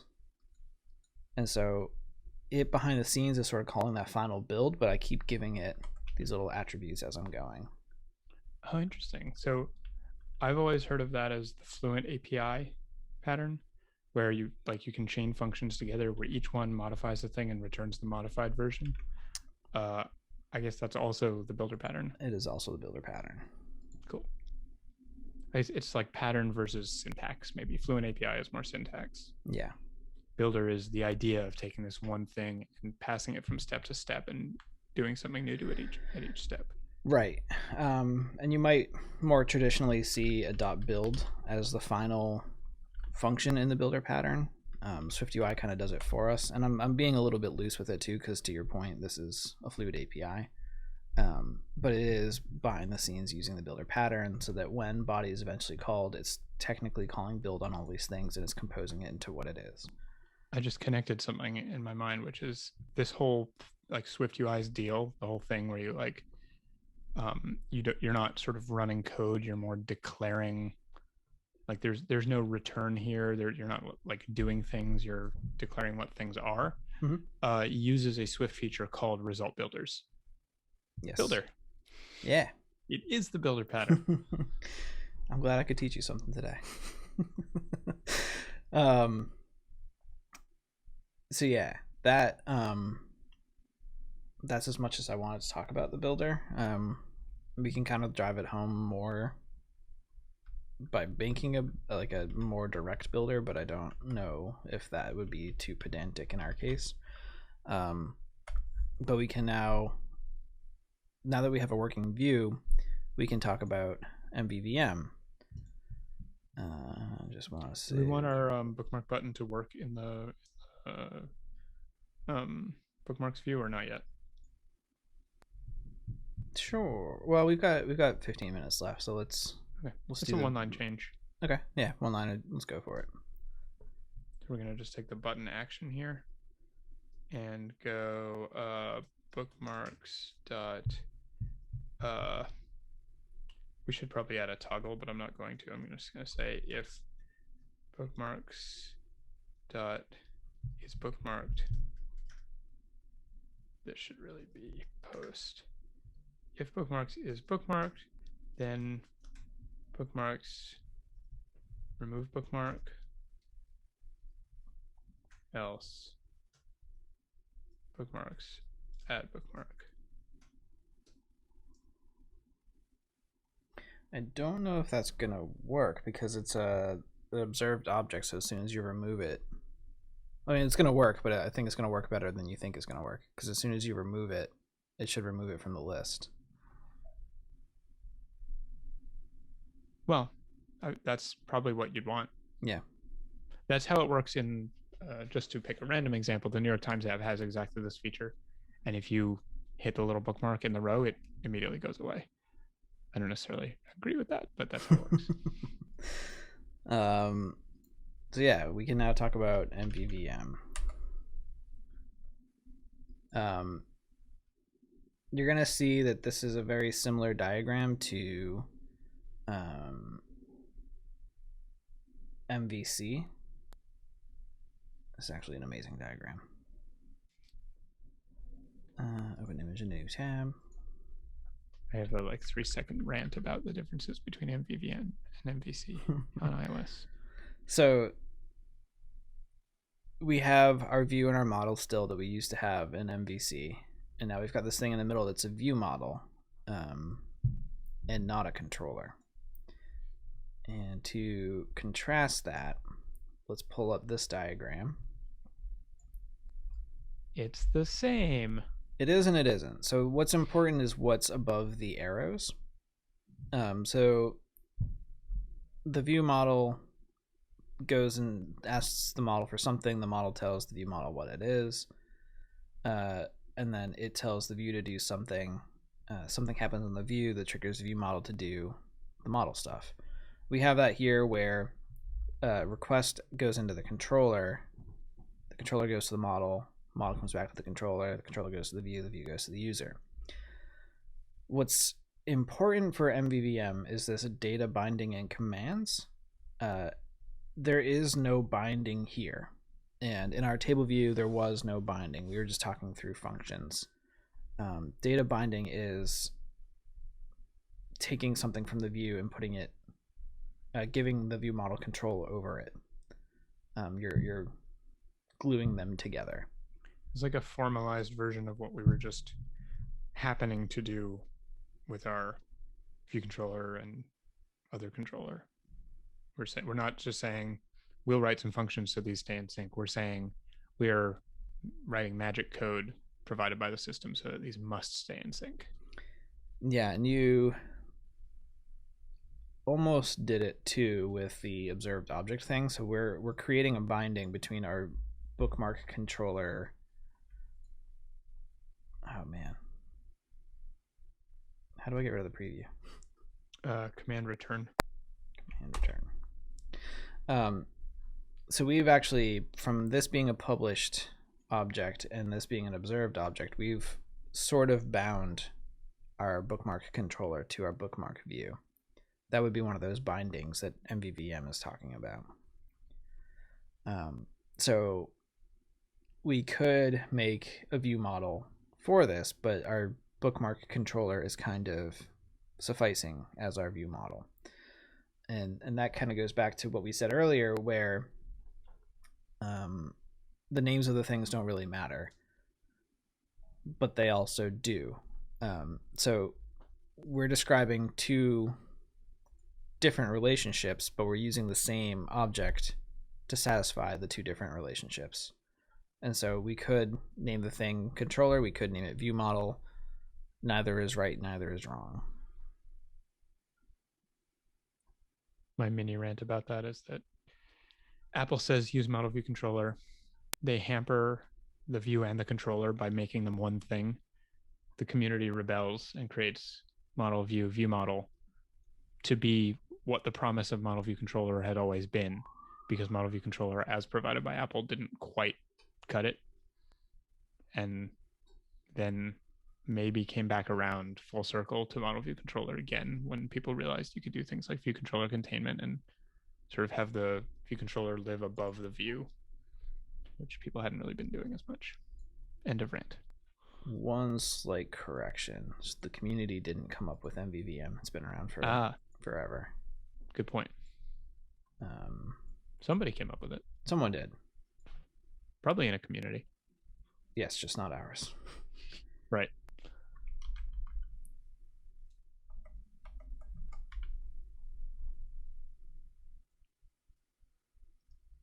Variation of Martin Fowler's presentation model design pattern invented by Microsoft architects Ken Cooper and Ted Peters. There you go. Yeah, it's a Decidedly not the iOS community. It's a .NET thing first. But yeah, so it was an attempt to make the view controllers dumber, but the view often in UIKit is still a view controller, so you're still tempted to do a whole bunch of things in there. You're just kind of making a dumping ground for other things that you didn't want to put in there, which is why I never cared for Nvvm. But now with SwiftUI, it does kind of make sense because you have a view that is actually dumb and it is a correct view, and so you want something somewhere to do the logic. And if maybe we won't implement this, but just to sketch out, if we wanted to more fully embrace Mvvm, we would probably take all the stuff in the button action and just make it be like, my view model dot handle button, or whatever, button tapped. And then all of this logic of do we have a bookmark? Am I adding? Am I removing? That all gets squirreled away into the view model. So, it's nothing to do with the view. The view doesn't need to know about the details of how the bookmark manager worked. It just needs to say, look, the user did a thing. Hey, view model, please figure out the user's intent and act on it. That's not a view concern. That's a view model concern / controller concern. They're the same thing.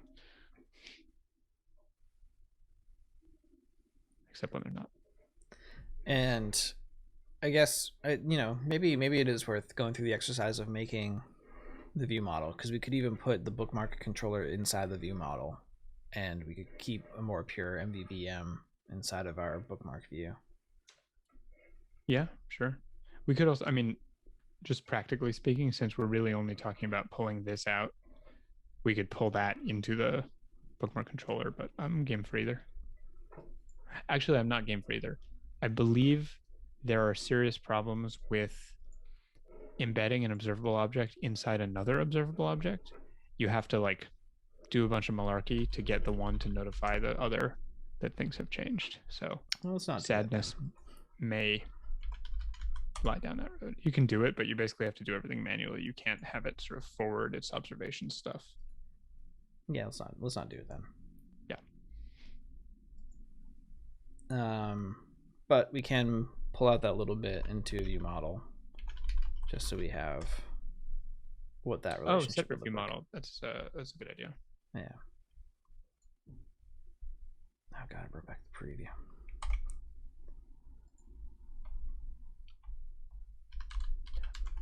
I'm trying to think. I don't think I've actually used a view model with SwiftUI.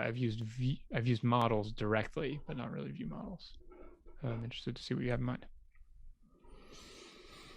I did it once or twice when I first learned SwiftUI, and then I didn't use SwiftUI for a year, so I forgot it, of course. But I'm sure we can get to it. So first we'll make a function.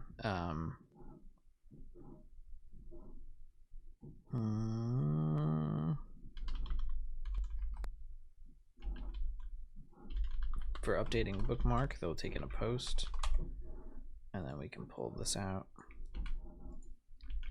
which means we then want to have a variable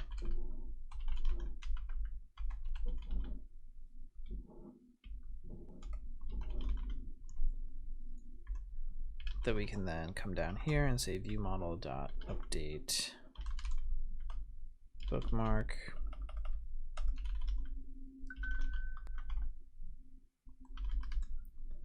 And you can see now we're starting to get complaints here, and we've got to set up that binding between our,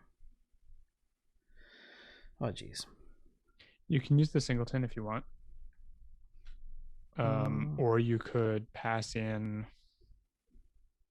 well, passing in is a little tricky. You could pass it in if you write an initializer, like As soon as you break the model, or break the wrong word choice, as soon as you break the mold of how SwiftUI wants you to do things, you're suddenly writing all kinds of initializers. I can show you what I mean if you want to see. Yeah, please do. So our bookmark view model would know about a controller, and that gives us a free magic initializer. Let's call it bookmarks, so that all this stuff compiles. And then when we make it, oh yeah, so the view model is a bookmark view model, and then we need, this is called bookmark. We'll need to make an initializer. Here, I'll show you why. But that wouldn't be the view model. We would be. So you would create a new view model in the loop for making the list, right? You're saying I'm going to create one in here? That's what I'm asking, yeah. I mean, the way that we've set this up, where it's not a view model per item, it's a view model for the bookmark view, not the bookmark cell. Yeah. Effectively, I think I'm going to have a top level one. Cool. Yeah. Okay. Yep. Same page. Okay. So now the bookmark view, because it has these two things, it now has an extra item in its initializer. So we need to give it a bookmark view model, which takes bookmarks of type. It's a little like we're verging on contrived territory, which is always the danger with demos, where we're kind of like, for example, passing the same thing in twice. It's not super realistic. Oh, actually, we don't need to do that. We can say, let's init with bookmarks is going to be, do I need to take in an observed object? No, you should be able to just say bookmark controller. Right, okay. And then inside I'll say, if I'll get my underscores and dollar signs right and then explain it. And then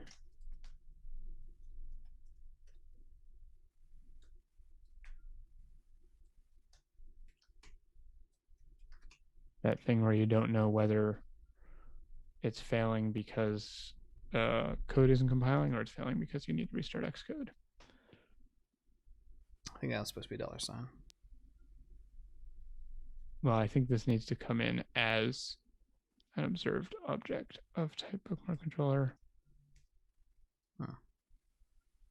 Yeah, I haven't done this before, and this may start to get a little goofy. Right. Okay, yes, I desperately need autocomplete because I actually don't know what to type here.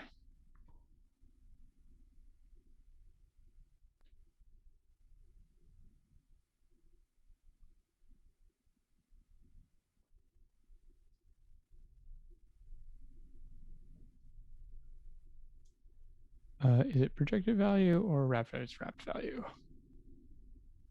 Okay, and then this, can we do?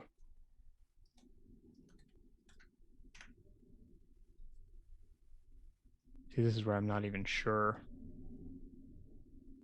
I don't know if you need that, but you need to get rid of view model from that initializer now. Right.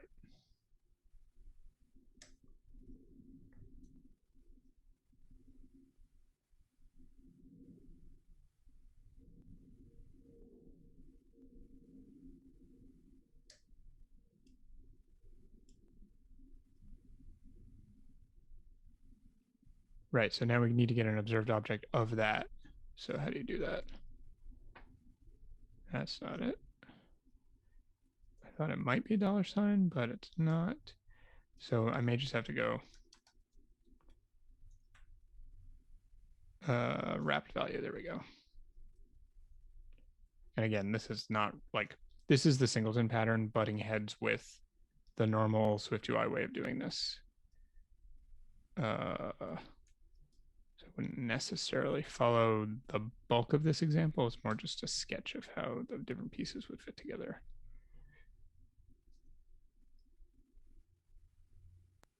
Oh my God, it built.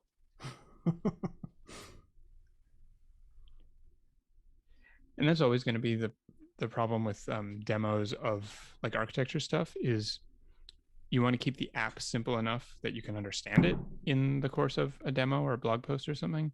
But then all the examples will seem small and contrived because it's like you're creating far too much code for this little, trivial example. It's like, well, yeah, but,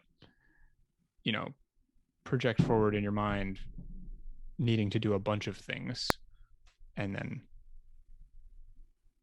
it starts to make a little more sense why you would set up the things in this way. But yeah, for an app this size, this is way over designed. Yeah, and I think also, you called it out, we're butting heads against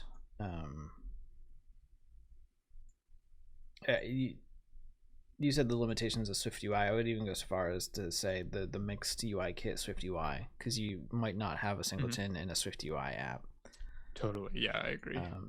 And so for that reason, I do want to just put a link out to something that's less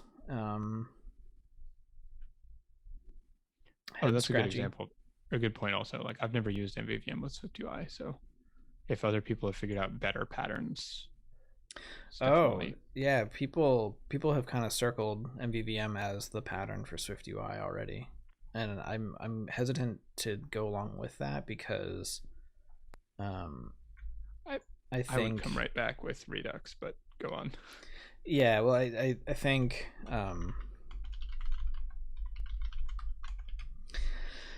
I'm worried that the community circled on Mvvm right out of the gate because they were already in love with it because of their hate for MVC. Which is really just their misunderstanding of MVC, which I did a whole lightning talk about, but that's fine. Why did this suddenly break? And so, like, I think it might be premature deciding that Mvvm is the thing for SwiftUI. I haven't worked enough with realistic SwiftUI to form my own opinions about correct patterns in it. But I do know that a lot of the tutorials and blog posts and community chatter is starting to circle around view models for all of this. But I think that I agree with you that SwiftUI is kind of, I know that it's a reactive pattern, and so something like Redux might be better for it. But again, I haven't written enough SwiftUI that I have strong opinions about any of this. Maybe something for people who are curious to read a little further is the Composable Architecture from the folks at Point Free is sort of a Redux-like pattern that's really nicely coupled to SwiftUI. I put it in the chat, and it's just got some really cool magic that plays really nicely with the strengths of SwiftUI to sort of rigidly define where in your app data can flow, which makes it really easy to reason about where state changes are coming from. And it rigidly defines like what is considered the source of truth, which makes it easy to reason about what state your app is in. You're not going to have things changing stuff from all over the place. You have very clear channels of communication, which is good. Generally what you want in a complex app. Cool. So that's more or less what I had in my head for this session. If you just joined us, I'm sorry, we're wrapping up, but if you want to catch all of what was in our session, we do have a YouTube channel where I go and put up edited versions of all of these meetups. This is going to be an interesting one to edit because my computer did crash twice, so who knows if the first 15-20 minutes even got recorded. But if you do ! links in the chat, you can get a direct link to this YouTube channel. In fact, I'll save you a step and I will just put it right there for you. So keep an eye on this. The VODs, whatever state they're in, because my computer crashed twice, will be up for 2 weeks, and then I will edit down those videos in the time and upload it here. I want to thank you all for watching. I want to thank those of you in chat asking all your great questions. Yeah, stay safe out there. If you're up in the Northeast or really anywhere in the country, stay safe in the snow. Yeah, if you want to join our Discord, we're always happy to answer any questions you might have about the stuff we covered today. Hope to see you in the next one.